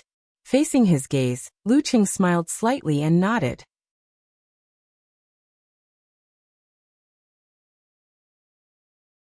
Chapter 344. Lu Qing nodded and turned around leisurely. He held Yanjika's hand and continued to follow the waiter. Lu Qing didn't know much about the martial arts circle in Gaofun, so he didn't need to greet them or delay the late dinner. Brother Zhutong, what are you looking at? Beside Zhang Zhutong, a pretty girl with flat bangs asked curiously. She moved her head closer and followed Zhang Zhutong's line of sight. However, all she saw was a couple holding hands and disappearing around the corner. Apart from the girl's beautiful back, there was nothing special about her. No, nothing. Zhang Zhutong withdrew his gaze and gave a negative answer subconsciously. The others didn't care about this little episode. They still surrounded him, chatting and performing. Zhang Zhutong walked a few steps and couldn't help but look back, even though he knew the girl had already left. He's back. It's winter vacation now. But why didn't he come back to Xiaoshan? What is he going to do in Gaofun? Is he just passing by, or is he trying to get involved? Under the warm light, the waiter set the table and filled the cups with tea. He pushed the door open and waited for the dishes to be served. Who are you kidding? How can there be a year-end party this early? Gu Shuang complained. She picked up her phone and dialed a number. You and Zhang Zhutong are quite faded. Yan Zhika took the opportunity to tease her boyfriend. Lu Qing deliberately sighed and said, It's a small world. The two started to chat. After a few minutes, Gu Shuang ended the call. She raised her eyebrows and gossiped with great interest. I knew it's a year-end party for the martial arts circle in Gaofun. What kind of party is it? Yan Zhika asked cooperatively. Gu Shuang laughed. Gaofun is a sister city with the famous European city Brutale, right? The mayor of Brutale is here with people from all walks of life for a business visit, including the martial arts delegation. Accordingly, we have to organize some martial artists to receive them. The Divine Fire Club has a good relationship with the management, so they're in charge of this. What do you mean by our Gaofun city? Shuang, you've just moved to Gaofun a few years ago. Have you forgotten that you're from Xiaoshan? Yan Zhika laughed and teased her best friend before getting back to the topic. They're gathering people in the circle for this? Yes, this is a good thing. Maybe we can get some cooperation opportunities. Gu Shuang explained casually. She then urged excitedly. Cool. Why don't you ask your Cheng to join in the fun? He can show off in front of the foreigners. It's so. What? I'm not from Gaofun. Lu Qing couldn't help but laugh. He rejected Gu Shuang's suggestion without hesitation. Yan Zhika pursed her lips and chuckled. I've heard that Brutale is one of the origins of martial arts in Europe. There are many powerful masters everywhere. I'm sure there are many good fighters among the young people there. Don't you want to see the fighting skills of a foreign country? Kind of. But we'll have plenty of chances in the future. There's no need to join in this boring fun. Lu Cheng explained his thoughts. The mainstream martial arts system in Europe and America was essentially the same as in China, but the details were different. Both systems focused on body refining and will controlling the mind. However, they didn't have force concentration or body refining Big Dan. Instead, they took a different path. When they reached the physical invulnerability stage, they trained the root pulp internally and connected with heaven and earth. What do you mean by, we'll have plenty of chances in the future? Yenjika tilted her head and asked in confusion. Lu Qing grinned. When you study abroad, I'll definitely go there from time to time. Maybe I'll even stay for a while. There'll be plenty of chances to see foreign martial arts. You're thinking so far ahead. Yenjika's eyes lit up. Stop. Can you two stop showing off your love? Gu Shuang, who was ignored, raised her hand and said, Can't we have a nice chat? No. Lu Cheng and Yenjika looked at each other and answered in unison. In a hall, Zhang Zhutong was thinking about the startled glance and Lu Cheng's sudden appearance in Gao Fun's place. He was absent-minded for a moment, until someone waved a hand in front of his eyes and pulled him back to reality. Brother Zhutong, what's wrong? Are you worried about tomorrow? A pretty girl with flat bangs asked with concern. Hearing this question, the other martial artists in the gathering all looked over. Not really worried. I'm more looking forward to it, Zhang Zhutong answered with a smile. This kind of martial arts exchange was different from the normal challenge tournament. They had to consider the issue of face. What the higher-ups meant was that it would not be good to lose too much, but it would not be good to win too much either. The selected martial artists had to be representative and hierarchical to ensure that they only had a slight advantage over the opponent. Yeah, I've only seen foreign martial arts competitions on the internet. I haven't really seen one yet. A martial artist beside them chimed in. Amidst the echoes, the pretty girl with flat bangs reminded him with concern. We don't have to worry about the inhuman mighty ones since the seniors will deal with them. But I heard that there's a talented young man named Oblak in the group. He's only 20 years old, but he's already as strong as a top professional 7th pin or a weaker professional 6th pin fighter. The evaluation system abroad was different from that in China, so it was impossible to compare them directly by rank. After losing to Lu Cheng, Zhang Zhutong had been enduring hardships for half a year. He had made great progress in his martial arts and was considered to be one of the best in the 7th pin. However, after watching the battle between Lu Cheng and Peng Liyun, he was shocked again. It took him 2 or 3 weeks to recover. When he confidently called for a gathering in the martial arts circle to welcome the Brutale delegation, he met Lu Cheng unexpectedly. His confidence was shaken. I'll try my best. There's still a chance to win. Even if I lose, I won't lose too badly, Zhang Zhutong answered carefully.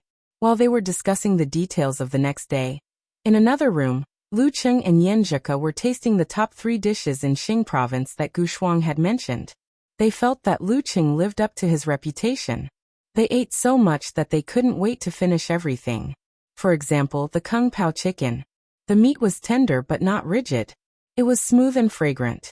After eating and drinking, they were driven back to the hotel by Gu Shuang and checked in. It was already dark. Lu Cheng and Yenjika opened the door and turned on the lights, hand in hand. This was the first time they had slept in the same bed without another room as a cover. It was the first time they had slept in the same bed. The light was dim and the warmth was overflowing. They felt like a couple returning home together. Nowadays, the lights in hotels are getting dimmer and dimmer. You can't save electricity like this. Lu Cheng exclaimed. Yenjika was about to say something when her expression changed slightly. She lowered her eyes and looked a little pained. You're on your period? Lu Cheng asked with concern. Yes. Yenjika was used to discussing this kind of thing with her boyfriend. I'll go change my clothes, brush my teeth and wash my face first.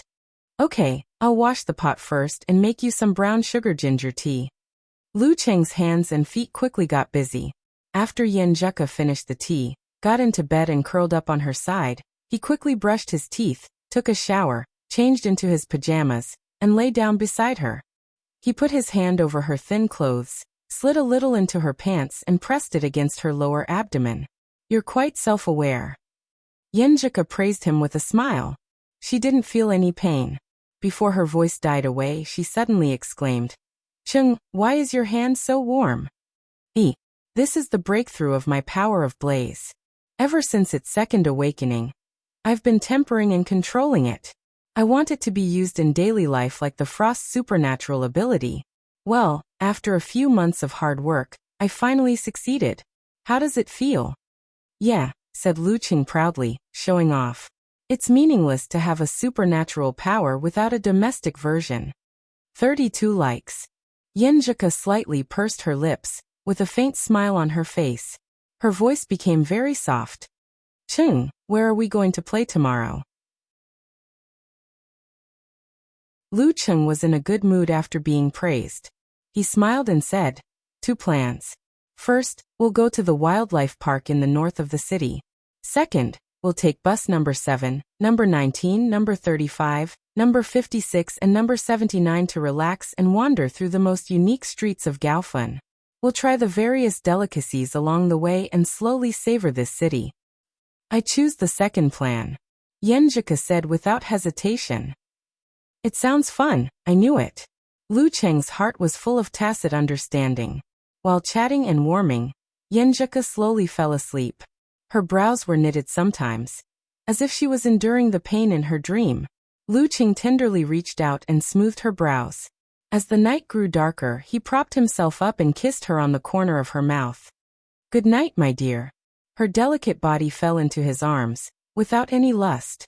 The next morning, Lu Qing woke up on time. Looking at the dark sky outside the window, he felt the girl's body curled up in his arms. Breathing in the warm fragrance that pervaded the air, he only felt his heart was calm and peaceful, filled with joy. He hugged Yenjika tightly and suddenly saw her wake up. He heard her ask in confusion, What time is it? 5:30. You go back to sleep. I'm going to do my morning exercise. I'll bring you breakfast when I come back. Lu Qing replied softly. Yenjika retreated a little reluctantly. Suddenly, she was stopped by something hard. Her body was slightly stiff. Lu Qing smiled embarrassedly and said, Some reactions can't be controlled just because you know it. As long as you're healthy, you'll be like this in the morning. Not to mention when you have a little fairy sleeping beside you. He repeated what he said the day before. I feel that you guys are so weird. Yenjika softened her body and muttered. She struggled to get up and said, I'm going to do my morning exercise too. It doesn't hurt as much. Just as they were kissing and saying good morning to each other, the delegation from the famous European city of Brutale arrived at the airport in Gaofun.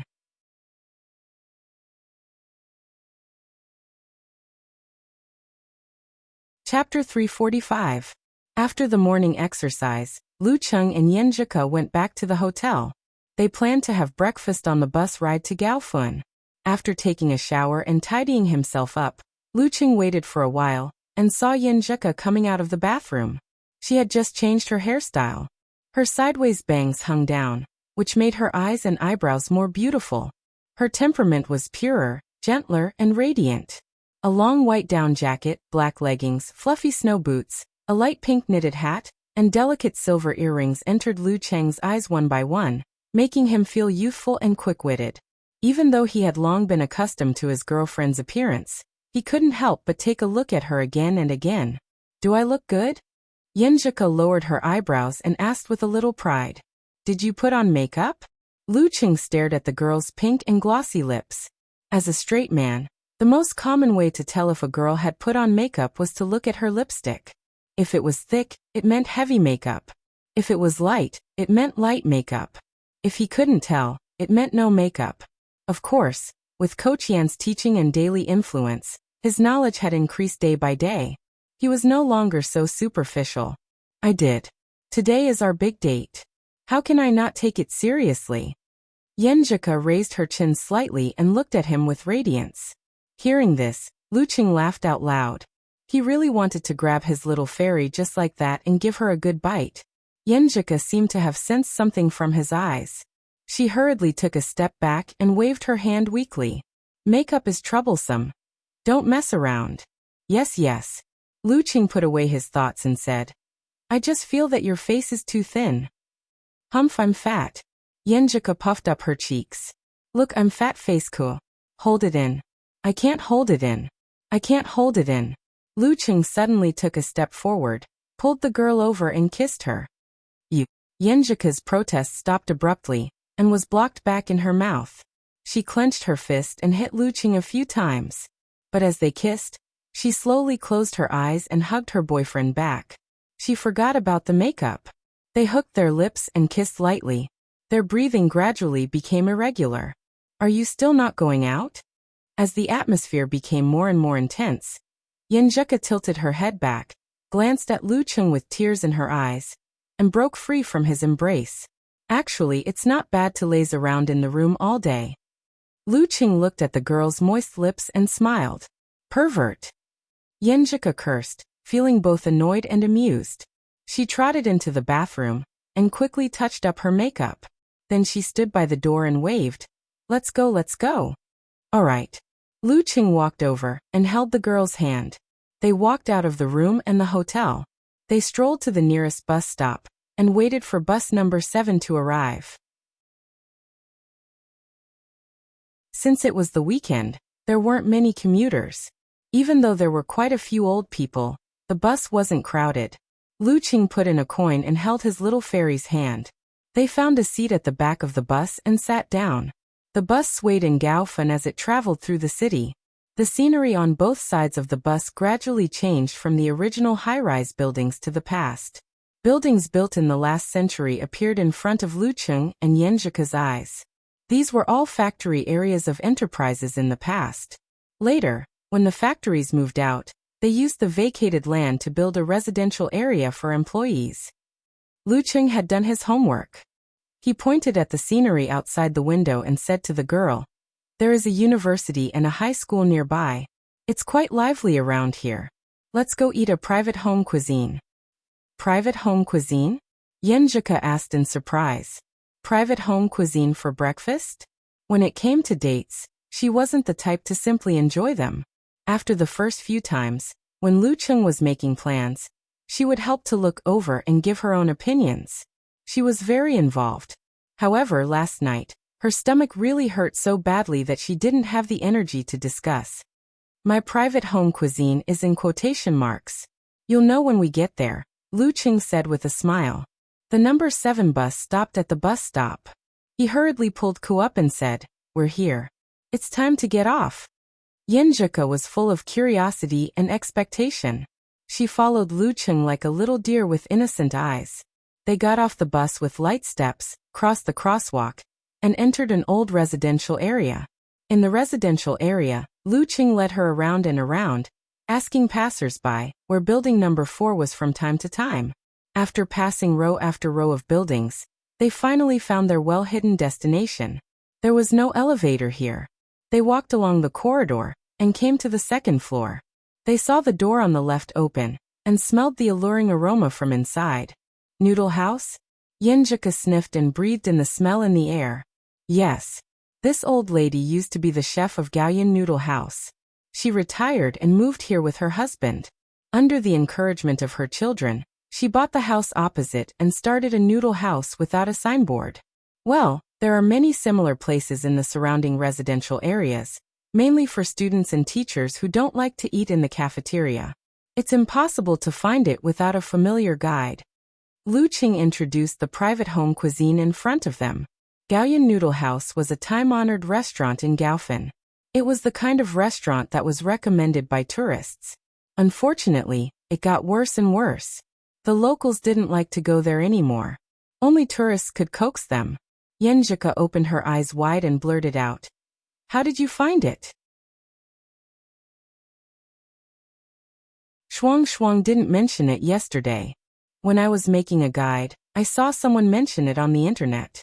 I remembered Fatty Jiang said that Huang Cheng was studying in the nearby University of Technology, so I found his QQ and asked for details. Lu Qing answered with a little complacency. The old lady has a weird temper. Not only does she not please the customers, but she also gives them a hard time. She will give you the order of special dishes, noodles, and soup. If you don't follow her order, she will be very unhappy. The weirder her temper, the better the business? Yenjika bit her lower lip and smiled. Yes. People are so cheap. Maybe they think that the more temperamental a person is, the more capable he is. Lu Qing said self-deprecatingly. He pulled Yenjika into the house. There were only a few tables in the 2 bedrooms and the living room. The old lady was sitting in a chair, watching TV and ignoring the door. Their hair was already gray, but they were still hale and hearty. Because breakfast time was different, Lu Qing and Yenjika didn't wait. They each ordered 2 bowls of noodles and 10 dumplings. The old lady didn't say anything. She went into the kitchen and fiddled for a while. Then she brought the food over and said sternly, "First, eat the beef noodles, then the boiled vegetables, then the dumplings, and finally the san-xian noodles. Drink the soup. There's really an order." Yenjika said in a low voice when the old lady returned to her seat. The 2 started to eat with great interest. They ate step by step according to the order, and felt that it was really good. Especially after the beef noodles, the boiled vegetables were really refreshing and sweet. Lu Qing came in high spirits and left satisfied. He looked at his phone, looking for the bus stop of Route 19. At this time, Yenjika's eyes turned up. After thinking for a few seconds, she suggested excitedly, "Chung, why don't we not follow the guide?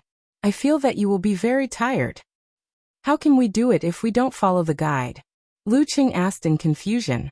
Yenjika smiled like a flower and said, "Let's be casual. We'll get on whichever bus we see. We'll get off wherever we see. Anyway, we don't need to think in advance. We don't need to care about the result. We'll just do whatever we want and see where we end up." "Is this a fateful tour?" Lu Qing was excited. He didn't object, and it was impossible for him to object. It seemed to be quite interesting. The 2 of them walked out of the neighborhood and stopped at a random signboard. They waited for a bus that they didn't know which route it was. After getting on the bus, they continued to sit in the back row, hand in hand, looking at the street outside as they retreated. They talked leisurely and chatted.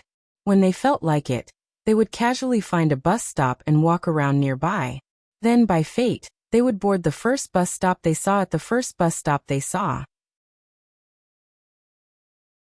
They didn't think about where they would end up in the end, nor did they think about the purpose of the next stop or what they would eat later. They let go of their minds and wandered around leisurely, coming and going slowly. From time to time, they would put their heads together and take a selfie. The commercial district, a park, a bridge by the river, a Buddhist temple. Unconsciously, they wandered around a lot of places and decided to have lunch at the next restaurant they saw. Lu Qing and Yenjika passed through the alley and came to the main street. They saw a cafe at the same time. "Cafe? Do you want to eat there?" Lu Qing asked with a smile. "Why not? There's food in the cafe." Yenjika answered with a relaxed body and mind. The cafe's business was quite bad, and the environment was not bad. Lu Qing and Yenjika ordered a lot of food and ate happily. They were surprised to find that the quality was quite good. When Lu Qing was paying the bill, Yenjika put her hands on the glass counter and casually asked the proprietress, "Your family is doing well. Why is your business so average?" The proprietress was a very charming lady. She smiled bitterly and said, "I don't know. Maybe the residents here don't like the Western style. Do you live nearby?" "No." Yenjika answered in a light tone. "Then are you here for business?" The proprietress had plenty of time to chat, because the business was bad. "No, we're just passing by," Yenjika said with a smile. "Okay." The proprietress confirmed that Lu Qing had paid the bill and asked casually, "Just passing by. Where are you going?" "Where are we going?" Lu Qing and Yenjika were stunned for a moment. Then they turned their heads and looked at each other. "We don't know." After saying this, the 2 of them held hands and turned to walk to the door. "Where are we going?" The proprietress was at a loss, watching their backs disappear into the street outside. Lu Qing and Yenjika got on and off the bus casually without thinking about the past or the future. They enjoyed the purest, most carefree and most leisurely present moment. In the vast sea of people, they only felt that they had each other. Wherever they went, there was beauty and certainty. The clouds were leisurely, and the bus was swaying. Lu Qing and Yenjika were sometimes quiet, and sometimes excited, walking freely in Gaofun. When the lights were turned on, they held back their laughter and got on the bus again. They didn't know where they were going. The reason why they held back their laughter was that the restaurant they chose was very bad, which left a deep impression on them. However, even if it was a failure, it was still a happy thing to eat together. Where are we now? Lu Qing looked at the darkened scenery outside the window and asked. How would I know? Yenjika answered with a smile. Suddenly, her eyes lit up as she saw a familiar building in the distance. The Beetle Stadium. Gaofun Martial Arts Stadium. Ah, after a long day, we're finally here. What a coincidence. Lu Qing exclaimed in surprise. The lights are on inside, so there's probably a competition. Here, he won the first championship in his life. Yes. Yenjika nodded happily. She pulled Lu Qing to the back door of the bus and waited for the next stop. Let's go. I'll treat you to the competition, she said cheerfully with a raised voice. In the Gaofun Martial Arts Stadium, the lights were bright and the atmosphere was heavy. Zhang Zhutong looked solemnly at the arrogant Oblak in the arena. His blonde hair fluttered in the wind as he walked up the stone steps.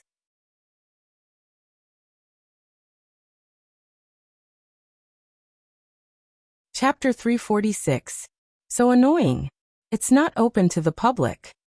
Yenjika pouted as she tried to buy a ticket but failed. Lu Qing glanced at the gate guarded by security guards and encouraged her with a smile. Do you want me to lead you to do something bad? Find a place to crawl in? What kind of competition is not open to the public? No, I'm a law-abiding good kid. Yenjika had come here on a whim. Seeing that she couldn't enter to watch the competition, she gave up the idea. She rolled her eyes and said, There is a dessert shop here that is very good. Shuang and I have tried it. Their feng shui is very good. Come on, let me take you there. Lu Qing said without thinking. You can't eat cold food during your period, right? I can watch you eat it. Yenjika raised her chin with a smile. And there's cake and stuff. All right then. Lead the way, big sister. Lu Qing had forgotten his original purpose and said with a smile on his face. Today was a casual day. Follow your heart and follow your fate. Oblak wins. Oblak wins. Oblak wins. Similar words echoed in the stadium again and again, making the selected audience more and more depressed. However, they still had to pluck up their spirits and cheer for their opponent in line with the friendship between the two cities. Zhang Zhutong's body was still trembling, and his face was pale. It seemed that he had not only consumed a lot of energy, but also suffered a certain injury. He broke free from the nightmare of failure and glanced at the rostrum. Governor Luo Zhong, Mayor Chao Jincheng, and the others looked gloomier than the other. Zhang Zhutong's heart sank. He could only hope that the other fighters could defeat their strong opponents and save his face. Even if he couldn't win, he couldn't lose miserably. However, he also knew that the possibility of his wish coming true was very slim. It was all Oblak's fault for not following the rules. He actually fought 3 matches in a row. Not only did he defeat Han Jifei and Qiu Shan, but after a long battle, he even managed to injure himself with a single move. Originally, it was supposed to be a different fighter after each match. Now that the strongest fighters on his side had failed, the Gaofun Martial Arts Group would have to face the following fighters from Brutale. Zhang Zhutong gave up the starting position and prepared to fight against the third young fighter from Brutale's delegation. He wanted to win and keep the situation under control. However, he encountered an unreasonable guy. The most likely possibility was that all the young fighters on his side would be defeated. Zhang Zhutong thought bitterly. Oblak actually had a freakish physical strength that exceeded his own level of physical strength. Below the inhuman stage, abnormal physical strength is too advantageous. Another martial artist beside him sighed. Hearing this, Zhang Zhutong wanted to respond with a polite smile. But no matter how hard he tried, he could not squeeze out a smile. Is it delicious? Yenjika rested her chin on one hand and looked at Lu Qing with sparkling eyes. Lu Qing unhurriedly scooped a spoonful of Snow White and put it in his mouth. He savored it for a few seconds before saying, It's delicious. It smells like milk powder when I was a kid. But this one is cold and tastes better. I've appraised it. It's not bad. Yenjuka smiled proudly. She poked a piece of cake with her spoon and ate it slowly. Both of them hadn't eaten enough because of the terrible dinner, but now they had a good appetite. Outside the window, the city lights were shining brightly, reflecting their shadows on the glass. The night was getting darker.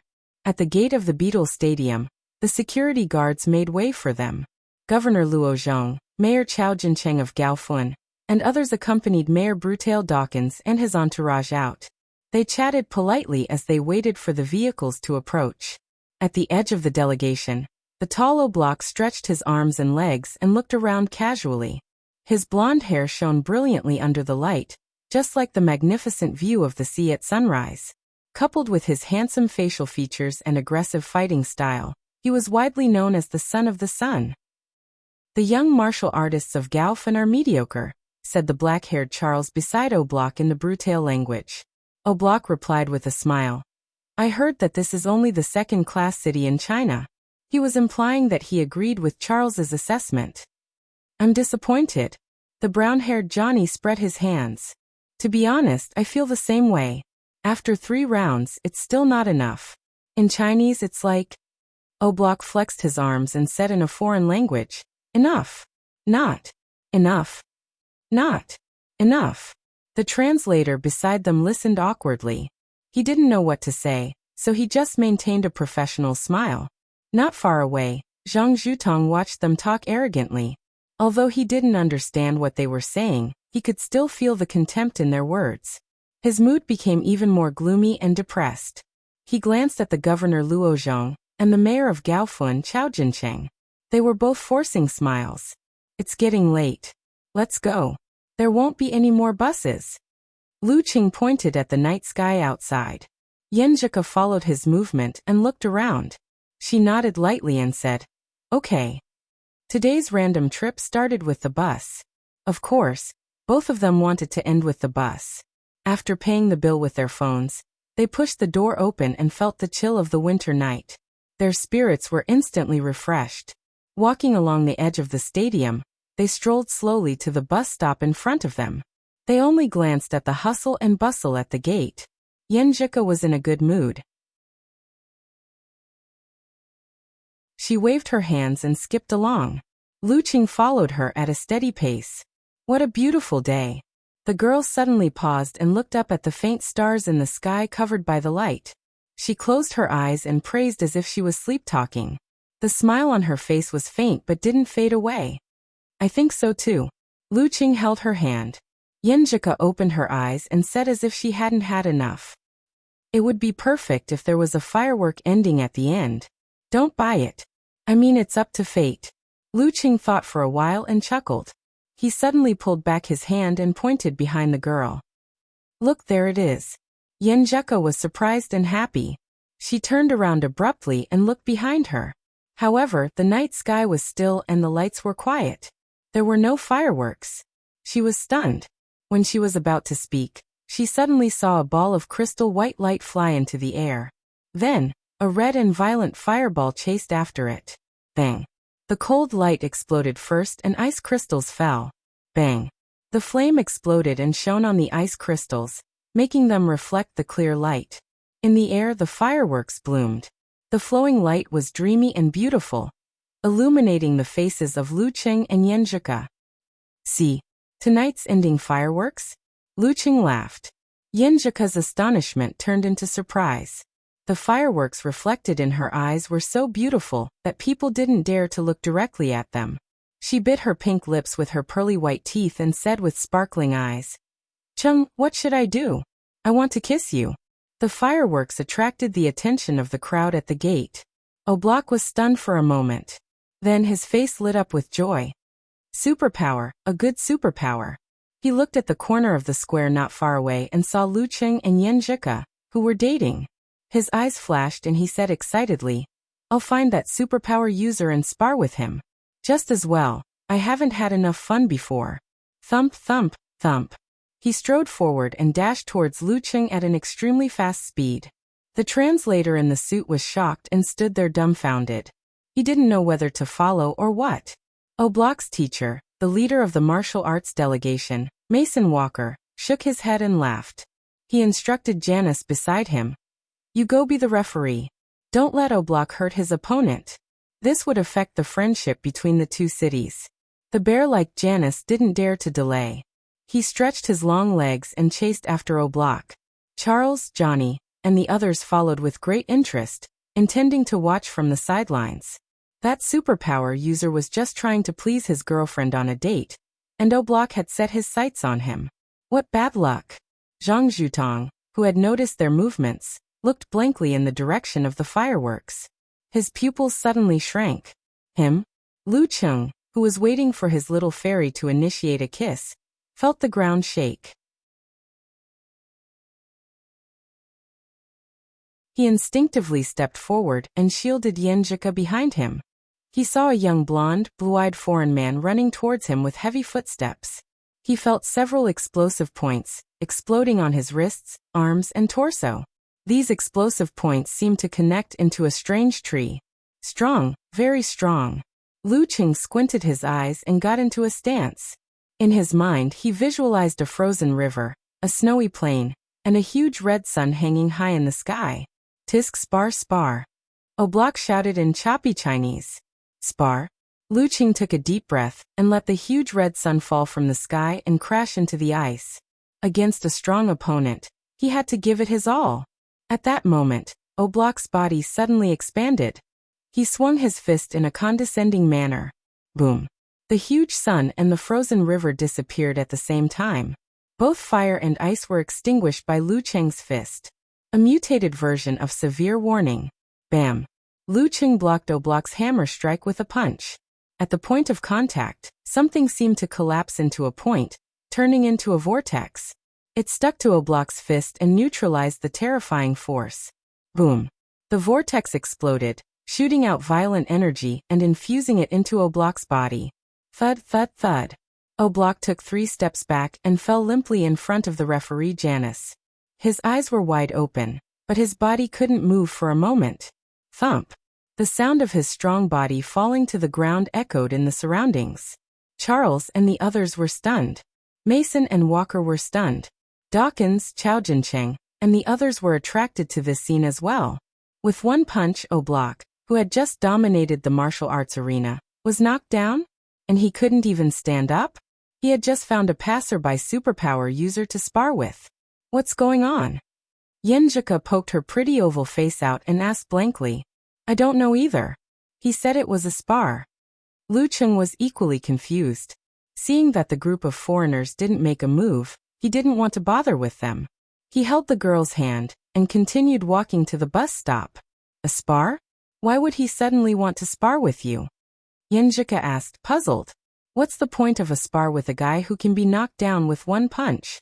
Lu Cheng answered seriously, he's actually quite strong. It's just that his body is almost at its limit. Why would he want to spar with you when his body is almost at its limit? I don't get it either. I don't either. I can't understand what's going on in this foreigner's mind. Yeah, maybe this is the generation gap caused by the difference in culture and education. The two walked further and further away until they were out of sight. Seeing that the dating couple was about to reach the bus stop, the translator was in a dilemma. He didn't know whether to tell the Brutale delegation about their discussion. What are they talking about? Dawkins, the mayor of Brutale, glanced at O'Block who was being helped up and asked. The translator hesitated and answered. They said that Mr. O'Block is very strong, but he's too tired. That's why he's like this. Too tired? That's why he's like this. Dawkins, Mason, Walker, and the rest were silent for a while. When they looked up, they saw a bus coming and stopping in front of the bus stop. They saw the spectators from before rush into the bus.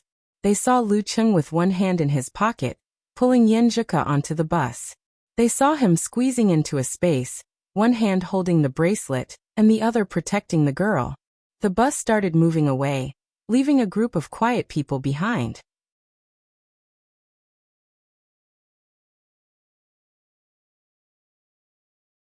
Chapter 347. The cold wind whistled past. Dawkins shivered and broke free from the indescribable feeling.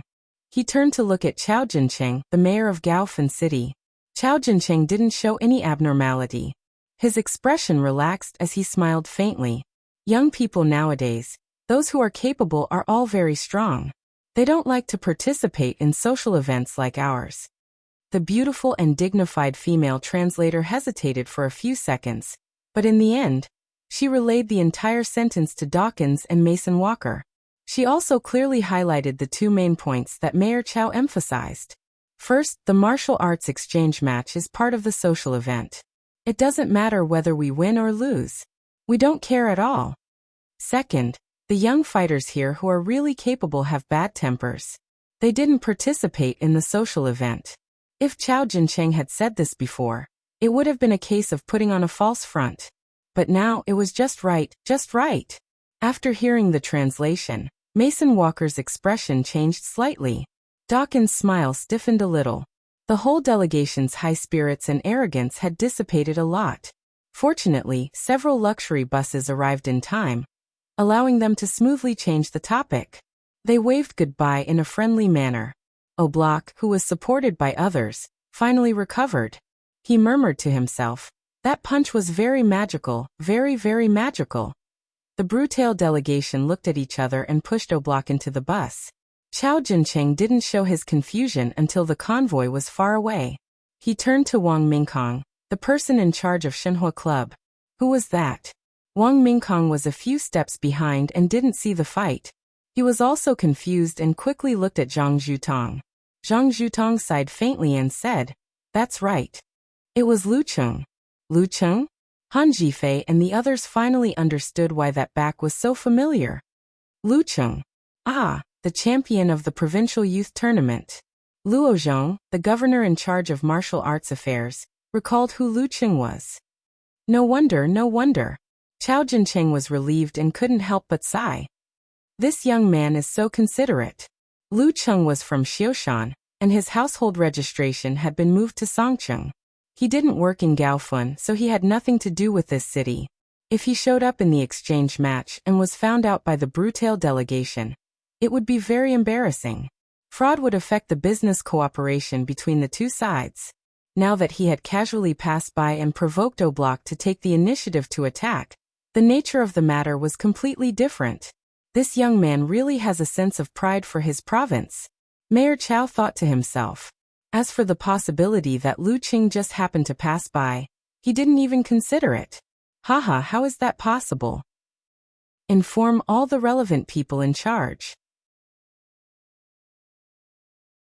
If the Brutale delegation asks about what happened just now, tell them that they didn't recognize the young martial artist, Chao Jincheng said to his secretary.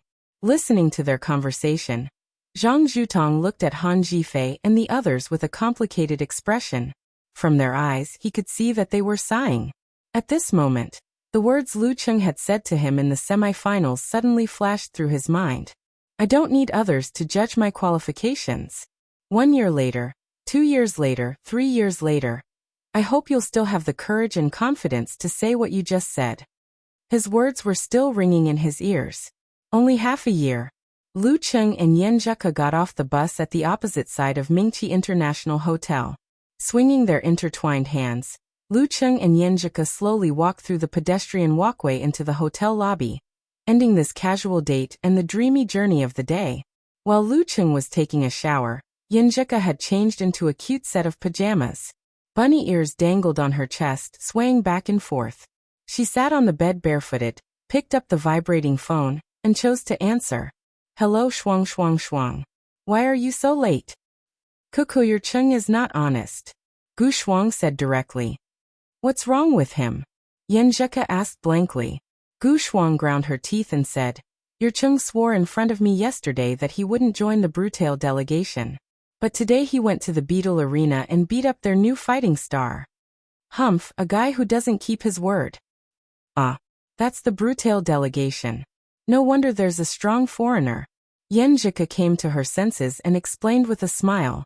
He didn't mean it. We were on a casual trip today. We got on whichever bus we saw and got off wherever we wanted. Finally, we came to the Beetle Arena. And it was that foreign fighter who took the initiative to challenge Cheng. Yo, you two are quite romantic. Gu Shuang said, half sighing and half joking. Then she said, What a coincidence. The fighter Yurching knocked down with one punch is called Block. He just defeated Zhang Zhutong, Han Jifei and Qiu Shan in the Beetle Arena, making those uncles, aunts and grandparents lose face. I see. Cheng is saying that the foreign fighter's physical condition is close to the limit. Yanjika confirmed the details. But this guy is famous for his abnormal physical strength. I think he's close to the inhuman stage, just like your Cheng. Gu Shuang revealed more information and said with a grin, "Bring your Cheng to the party and make me proud. I have to let those guys know that I know such a powerful genius warrior. Go find one yourself." Yanjika scolded her with a smile. Gu Shuang chuckled and said, "Well, I have a new target today. I'm going to flirt with him." Can't you just be in a good relationship? What's the point of changing boyfriends? Yanjika couldn't help but say, if you meet someone with an extreme personality, you'll probably get into trouble. I'm not dating anyone. We broke up because we don't have feelings for each other anymore. Gu Shuang explained.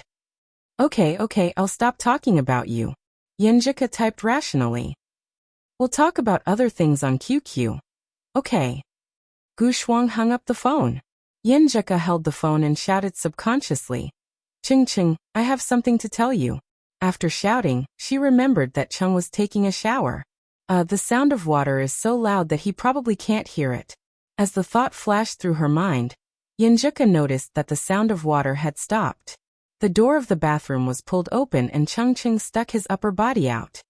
What's up? Seeing his bare chest, rolling water droplets and wet hair, Yanjika quickly closed her eyes and said coquettishly, Can't you put on some clothes before asking? As she spoke, she squinted her left eye and glanced at him. She chuckled and said, Nice body. Feel free to touch me. Cheng responded shamelessly. Humph. Yanjika turned her head and said, Shuang said that the foreigner you knocked down is the genius fighter from the Brutale delegation, Block. While speaking, she turned her head back and opened her eyes completely. She sized up the bathroom door openly. From the Brutale delegation, no wonder. Cheng said in realization. Then he laughed and shook his head. It's a pity that we didn't have a proper match. I feel like I've swallowed too much. Brutale was a branch of the Mission sect, one of the main martial arts schools in Europe and America. They used faith to enhance one's willpower, control one's spirit, and control one's body. However, they did not practice force concentration or body refining Big Dan. Instead, they believed that there were 10 elements in the human body, corresponding to different symbols. When all of them were condensed, a tree of life could grow and reach the final crown. These 10 primordial essences were located in different parts of the body. Every time 3 of them were truly stimulated, different characteristics would be obtained. Based on one's own characteristics, it was like awakening a type of superpower, and they would complement each other, such as physical strength and strength. Compared to the Dan stage martial arts, this kind of martial arts school's absolute reaction ability was much weaker. It also lacked the smoothness and transparency of the whole body's strength. However, its explosive power was stronger and had a special bonus. Lu Qing had read about this in the Longhu Club forum. As for the details, he didn't know. Didn't you say there would be plenty of chances in the future? Yanjika smiled. You're right. Lu Qing went back to the bathroom. He dried his body and hair with a towel, put on his pajamas and walked out. Approaching the bed, he looked at Yanjika, who was lying down obediently. He chuckled. Who said she wanted to kiss me before? It was all interrupted by that guy. Not me. Yanjika shook her head like a rattledrum with a smile in her eyes. Since you don't want to admit it, I'll kiss you. Lu Qing climbed onto the bed. Since you won't smile at me, I'll give you one. In the hotel where the Brutale delegation was staying, Block sat on the sofa in the lobby, lost in thought. Oh, Block, why are you like this? You fought 3 matches before you went to challenge that superpower guy. Come, have a few drinks and you'll forget. Black-haired Charles walked over with 2 glasses of wine. Johnny chimed in. My cute, beautiful, and smart little Sonny told me that you can't see anything from a sudden encounter. Have a good night's sleep. The sun will rise again tomorrow. Oblak suddenly stood up and rushed to the elevator. He went up to the 25th floor and knocked on the door of his teacher, Mason Walker. "What's the matter?" Mason Walker looked at his student with eyes as blue as the sea. "Teacher, I want to challenge that superpower guy for real." Oblak blurted out. Mason Walker pondered for a few seconds and said, "We've asked the gentlemen in Gaofun. They didn't recognize that superpower guy. Or rather, they didn't want to tell us. Besides, we're only here for a few days." But Oblak still wanted to fight for something. Mason Walker smiled and said, "Such a powerful superpower guy will become more and more famous. As long as you're still growing, you'll definitely meet him one day." The martial arts world of China was also very important to foreign countries, but most of their attention was on the top professional competitions and title matches. "I hope so." Oblak sighed dejectedly.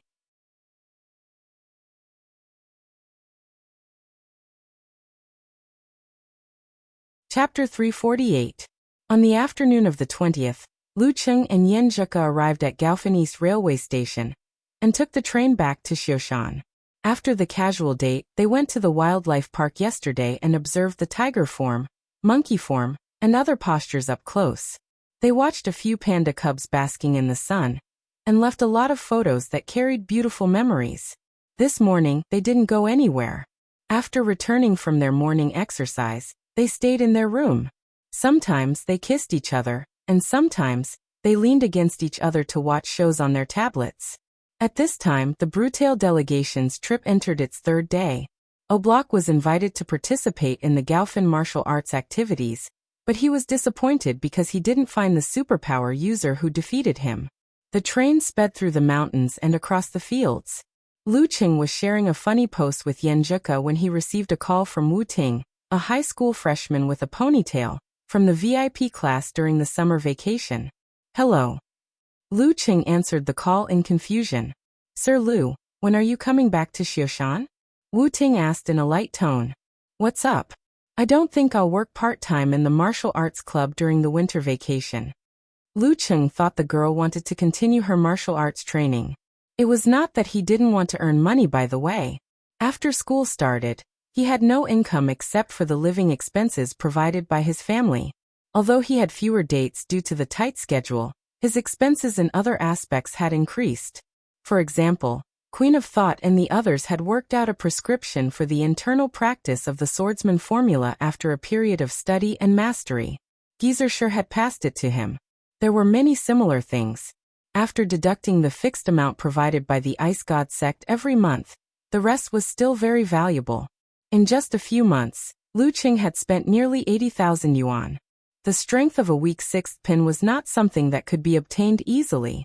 Plus the expenses of dates, gifts and hotels, Lu Qing's savings had dropped below 200,000 yuan. Since he couldn't find a source of income, it was inevitable that he would want to work part-time to teach students. However, the martial arts club would be closed during the Chinese New Year. There was no such thing as a winter vacation class. Hearing Lu Cheng's answer, Wu Ting didn't feel disappointed. Instead, she said happily, "Can't I find you for no reason?" "Yes," Lu Cheng said half-jokingly. Wu Ting was speechless for a moment. After a dozen seconds of silence, she smiled bitterly. "I just realized that Sir Lu has a sharp tongue. It's not me who wants to find you. It's my dad who wants to find you. Why is your dad looking for me?" Lu Cheng was even more confused. Wu Ting giggled and said, "My father owns a martial arts supplies company. He wants to invite you to endorse their shoes, so that they can expand beyond Xing province and into the whole country." Endorsement? Lu Cheng was shocked. How could he get an endorsement at his level? Wasn't it said that only mighty ones with physical invulnerability were qualified to have a share of this cake? Yan Zheke was attracted by their conversation. She turned her head and blinked her eyes in confusion. "My dad said that, Sir Lu, you have a bright future ahead of you." "Yes, it's measured, not bright. You will definitely reach the peak of martial arts in the future," Wu Ting explained excitedly. "Our Sir Lu is amazing." Lu Cheng replied conscientiously. "That's a matter for the future. No one dares to guarantee anything. If your father asks me to endorse him now, he will most likely suffer a loss. No, Sir Lu, you have a lot of attention now. We all watched the battle between you and Peng Liyun. My dad said that as a heavenly son of the era and a native of Xing province, you can definitely help him open up more markets in the province. And even open up channels outside the province. Wu Ting repeated. Anyway, you don't need to do anything. You don't need to shoot commercials. You just need to wear the martial arts shoes that we specially made for you every time in the challenge tournament. Then it broke into pieces. Lu Qing said with cold humor. Wu Ting was speechless again. After hearing what the people around her said, she giggled and said, "What are you afraid of? Which martial arts shoes are not like this? As long as our design is cool enough, as long as you wear it well enough, as long as it can last a few rounds, there will be plenty of fashionistas like us who will buy it." She made fun of herself without any hesitation. This is too sudden. I'm a little confused. I'll think about it and give you a reply. Lu Qing did not agree impulsively. Wu Ting smiled and said, "What my dad means is that after you return to Xioshan, you can come to the company and talk to him face to face. If you agree, he will directly test the data and make the most suitable martial arts shoes for you." Okay, I'll be back in Xioshan in the afternoon. When will your dad be in the company these days? Lu Qing decided to listen to the specific terms. Well, my dad will be on a business trip tomorrow and the day after tomorrow. He's in the company today. How about you go to see him before 6 p.m.? Wu Ting asked tentatively. Okay, send me the address. I'll let you know when I go out. Lu Qing said after thinking about it. Wu Ting smiled and said, Yes, Sir Lu. After hanging up the phone, Lu Qing looked at Yin Zheke who was beside him. He didn't need to repeat himself. The girl already knew what was going on. She pursed her lips and said with a smile, You already have an endorsement contract. My Cheng is so awesome. I don't know the specific conditions, but I guess the price won't be too high. Lu Qing was happy, but he still kept his mind. With his current strength and level, it was true that he could not get a good price. But for him, who had an unstable income every year, it was a good supplement. Yin Zheke rolled her eyes and said with concern, Even if it's a good deal, don't rush to sign the contract. Take it back and let the lawyer have a look first, in case there's a trap. Well, not many people dare to cheat you, but some people are rascals. They're just a pile of sh*t. Even if they can't cheat you, they can still disgust you. Yes, Coach Yen. Lu Qing answered happily. Yin Zheke pursed her lips and smiled. She suddenly sighed and said, I can't buy you martial arts shoes in the future. No, I'll only wear them in the competition. For training, the Love brand is still the best. I've only worn the first pair of martial arts shoes you gave me a few times. It's still brand new. Lu Qing took the opportunity to show off. Yin Zheke smiled and looked out of the window slightly proudly. It took only a little more than an hour to go from Gaofan to Xioshan by train. They soon saw the familiar scenery. The girl also received a call from Empress Dowager. They deliberately chose this train to arrive at the same time as the arrival time of one of the high-speed trains from Songqing to Xioshan. Okay, we'll be there soon. Yin Zheke hung up the phone and watched Lu Qing unload the luggage. Her eyes became gentle, and she reached out to help him tidy up his clothes. After returning to Xioshan, they would be busy with the new year. Except for morning exercises, they would have less time to see each other. After getting off the train, they reluctantly parted at the arrival hall. Lu Qing carried the luggage and went out of the station. He replied to the girl's message and then called his mother. Mom, I'm here. Qi Feng's background was very noisy. She said in a loud voice, Your dad and I are in the renovation business. We don't have time to buy groceries. You can go to the market by yourself and buy whatever you want. I'll cook for you when I come back. Alas, the new year is coming and the renovation workers are all thinking about home. You have to keep an eye on them and try to get the water and electricity ready before the new year. My dear mother, I've just come back and I'm already being ordered around. Lu Qing laughed and shook his head agreeing. After a long time of careful selection, Qi Feng finally chose a house of 130 square meters. It had 3 bedrooms, 2 living rooms and 2 bathrooms. It also came with a free entrance and a balcony. The total cost was more than 550,000 yuan after taxes and fees. Because it was the full payment, except for the 400,000 yuan Lu Cheng gave, the family was basically emptied. After 2 months, they finally had enough money to do the water and electricity. Qi Feng, who had been bullied by borrowing money, didn't want to try again if it wasn't necessary. Lu Qing got on the bus and staggered back to the neighborhood. Along the way, the uncles and aunties he met all greeted him warmly, saying things like, "Oh, Cheng has made a name for himself." They praised him for remembering his parents' kindness and forking out money to buy a house for his family. Looking at the envious and sighing neighbors, Lu Qing only had one thought in his mind. That was, how long has my mom been bragging about her son buying a house? How widely has she spread the news? When he approached the doorway, he met another acquaintance, Wang Su's father. "Hello, Uncle Wang." Lu Qing greeted him politely. Wang Su's father's body was a little hunched, and his hair was very white. He looked like he was in his 60s or 70s. He looked at Lu Qing and laughed. "Qing, you're on vacation? You've done well. Your parents are enjoying life." "Uncle Wang, don't say that. It's good enough to believe half of my mom's words." Lu Qing scolded his mother. "It's good enough to believe half of it." Wang Su's father sighed with emotion. He walked out of the unit and turned to the group of old men playing chess. Looking back, Lu Qing watched his father's back disappear into the distance. He sighed with mixed feelings in his heart. When people take the wrong path, they're not the only ones who get hurt. Now that the limelight is completely over, I'll ask Uncle Xing to introduce me to visit Wang Su in prison. After calming himself down, he returned home, put down his backpack, picked up the basket, and went to the market. The last time he went there alone was when he was in the 5th grade of primary school. He didn't go there to buy groceries but to find his mother. "I'm a little nervous thinking about going to buy groceries by myself." Lu Qing sent a message to Yenjika with a smile. Yenjika sent an emoji with half of her mouth covered and whispered, "I haven't been to the market before." "Then I'm better than you." Lu Qing sent an emoji with arms akimbo. "Humph, do you know how to bargain?" Yenjika asked angrily. "Nope. Do you know how to distinguish the quality of the meat?" "You should be able to tell a little. Can you tell if the food is watered?" "Nope. Can you pick out the good quality of the food?" "Nope." Lu Qing felt very guilty. He found that the identity of youth tournament champion was completely useless in the market. "Can you tell if it's wild or domesticated?" Yenjika asked persistently.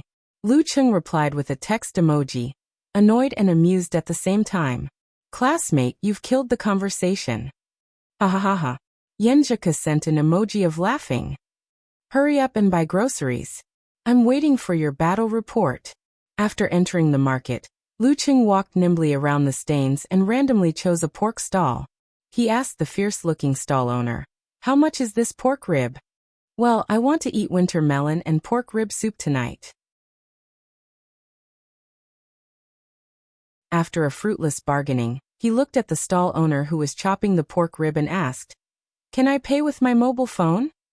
"Yes, scan my QR code." The stall owner pointed at something on the side. "It's so convenient to pay with mobile phone. I don't have to bring cash or change." Lu Qing scanned the QR code. When the phone recognized the QR code, he suddenly found that the stall owner's name was Past Events and Dreams with the Wind. So artistic. He looked up at the fierce-looking stall owner in astonishment. Looking at the shiny oil on his hand, he couldn't believe that such an artistic name belonged to him. "Okay." Lu Qing paid the bill mechanically. The stall owner packed the pork rib and wiped his hands. He took a look at his phone and said, "Yes, received." "It's really him." Lu Qing's mouth twitched. He put the pork rib into the basket and went to another stall. After that, he met the fishmonger named Love You Forever and the vegetable seller named Abandoned Master. He refreshed his worldview and shared these things with Yenjika as jokes. At 3:30 p.m., he went out again after buying groceries and called a taxi according to the address given by Wu Ting.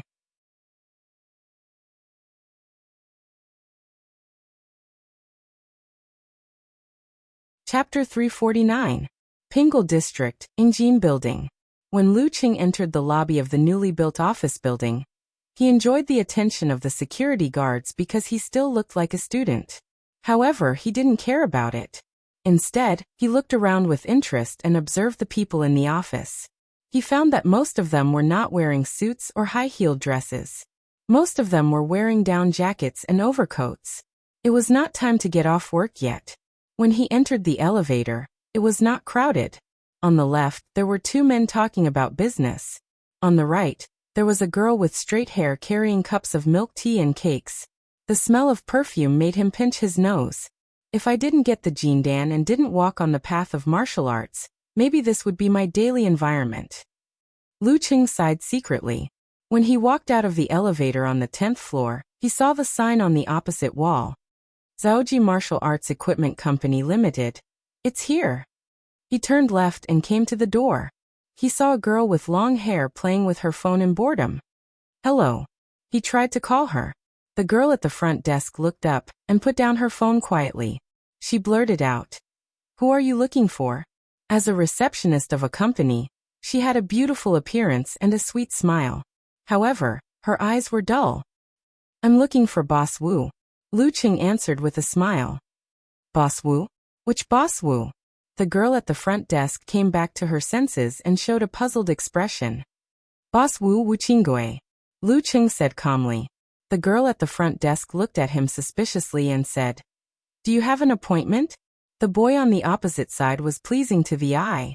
However, he looked younger than her and seemed to be a student. Why did he come to the company? To apply for an internship? But he didn't have to look for Boss Wu directly. Yes. Lu Qing nodded with a smile. Then let me ask. The girl at the front desk picked up the phone and dialed a number with uncertainty. "Hello, Boss Wu. A guest is looking for you." Yes, he's very young." Okay. She looked at Lu Qing in surprise while talking on the phone. He really did have an appointment with Boss Wu. She put down the phone and said with a sweet smile, "Boss Wu asked you to wait for a while." Boss Wu didn't say why, so I don't know. Sure. Lu Qing put his hands in his pockets and looked around leisurely, admiring the layout of Zhaoji Company. At this moment, he heard a rush of footsteps coming from afar. He subconsciously turned his head and saw a thin but capable middle-aged man rushing over. "Wu CEO Wu." The girl at the front desk stood up straight and shouted timidly. CEO Wu actually came out to greet him personally. Who was this guy? Wu Qinggui was wearing a suit and tie. He had a square face, thick eyebrows and big eyes. He walked up to Lu Qing with a smile, extended his arms, and warmly shook hands with him. "Aya, you should have called me first when you arrived. Come to my office." "Chief Wu, you're too polite. It's not like I don't know how to find my own way," Lu Qing said calmly as he followed Wu Qinggui into the building. They passed through many offices and arrived at the innermost office, leaving the receptionist standing there in a daze for a long time. "That's the general situation. Tingting should have told you everything, right?" In the office at the reception sofa, Wu Qinggui repeated the endorsement. Then he picked up the teacup and took a sip to moisten his throat. Lu Qing smiled and said, "Wu Ting did tell me, and I more or less understand what's going on. I just want to know the specific terms and conditions." Wu Qinggui asked his secretary to bring a sample contract and handed it to Lu Qing. "The main part is 1 million for 3 years. You just need to wear the martial arts shoes provided by us when you participate in the competition. There are some additional terms and conditions, all of which are free money for you. Take a look first." "Okay." Lu Qing flipped through the contract without batting an eyelid. 1 million for 3 years. It's much better than what I expected. I'm too embarrassed to talk about the price. In his opinion, it would be good enough for him to earn a few $100,000 a year endorsement fee. After all, most of the Dan stage fighters didn't even have a chance. Plus, he didn't need to attend any events or shoot any commercials. He could earn money in passing. Lu Qing was dizzy from the professional terms and conditions as he flipped through the pages. It took him a lot of effort to understand. The additional terms mentioned by Wu Qinggui were indeed good stuff. The general idea was that he would get extra money according to the level of the competition he participated in. For example, in the university martial arts competition, the group matches were definitely not as popular as the quarterfinals, semifinals, and finals. Every step he took forward, the stage where he showed off his martial arts shoes would be fundamentally different. Therefore, the endorsement contract had different levels of rewards. According to the additional terms, the contract could be increased to more than 10 million for 3 years. However, Lu Cheng felt that it was impossible to achieve because the biggest reward was to enter the top 32 of the 5 title matches. How could it be possible? Which one of the top 32 of the 5 title matches wasn't a physical invulnerability expert? According to his strength and current estimation of the speed of improvement, there was still a good chance that this contract could be increased to 1.5 million for 3 years. Lu Cheng put down the paper in his hand and pondered. Boss Wu, can I take the contract back and take a look at it? I'll give you an answer in 2 days. That's right. I'm tempted. I'll go back and find a lawyer to study it. It's definitely the right choice to ask senior sister for advice. No problem. You can write down my email address and send it to me directly if you have any comments on the contract. Wu Qinggui agreed without hesitation. He picked up a pen and paper and wrote down an email address. After the discussion, he stood up and said with a smile, "Let me show you around my company. This is the core of my business recently. I'll help you measure the accurate data later, so that it'll be convenient for you to customize martial arts shoes suitable for your strength." Okay. Lu Cheng didn't refuse. Under Wu Qinggui's guidance, he visited the design department and other places. Finally, he entered an office with a sci-fi design. This can be used to measure your strength. With this, it'll be easier for you to do the following things. Wu Qinggui instructed a professional designer to measure the length and width of Lu Cheng's feet, while pointing at the silver-white metal platform inlaid on the ground. After the designer finished, he smiled and raised his chin. Go and try it. Just stand on it, and exert your full strength. Lu Cheng hesitated. Will it be damaged? Even I feel scared of my current explosive strength. Of course not. This is good stuff. I've asked a few professional ninth pin and mighty ones of dance stage to test it. Wu Qinggui smiled casually. Lu Cheng was still worried. Is it really okay? No problem. It's my fault if it breaks. Wu Qinggui laughed. Okay. Lu Cheng put on his socks and stepped on the silver-white metal platform. The technician adjusted the equipment and said, "It's done. You can start now."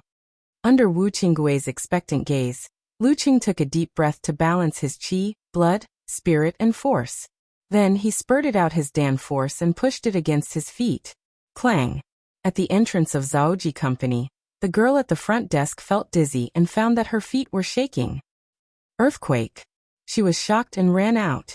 She saw her colleagues rushing out of various offices. At this time, the shaking had stopped.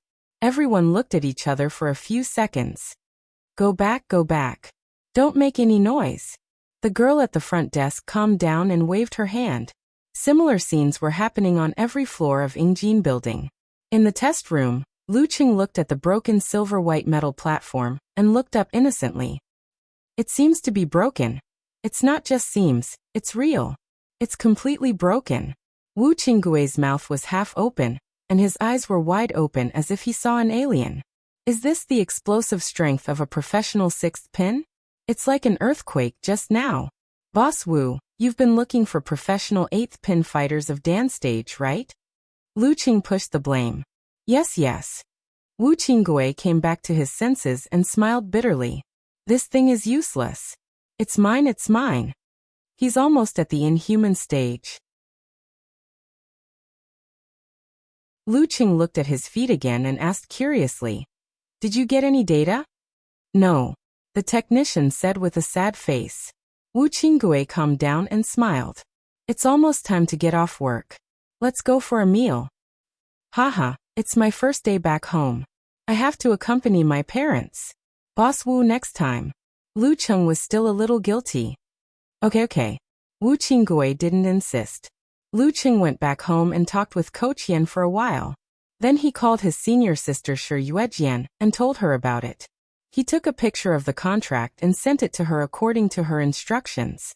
When it was dark, Shi Yuejian called back. Little junior brother, there's no problem with this contract. It's just that the term is a little long. After 3 years, you'll have graduated from college and will be preparing for the top professional competitions. Your value will be completely different. It's a loss. Let's sign it for 2 years. 700,000 yuan for 2 years. If you feel embarrassed, let's sign it 2+1. After 2 years, they will have priority, but the conditions must be similar to others. Okay, thank you, senior sister. Lu Qing said happily. At this time the door opened. Qi Fang and Lu Jixing came back looking tired. Qing, what are you talking about? Qi Fang asked casually while changing her shoes. Lu Qing smiled. A big contract. A big contract. Qi Fang smiled carelessly and walked into the kitchen. What kind of big contract could there be for a competition and prize money? Lu Qing didn't explain. He planned to surprise his mother when the deal was done and the renovation cost was subsidized. Hee.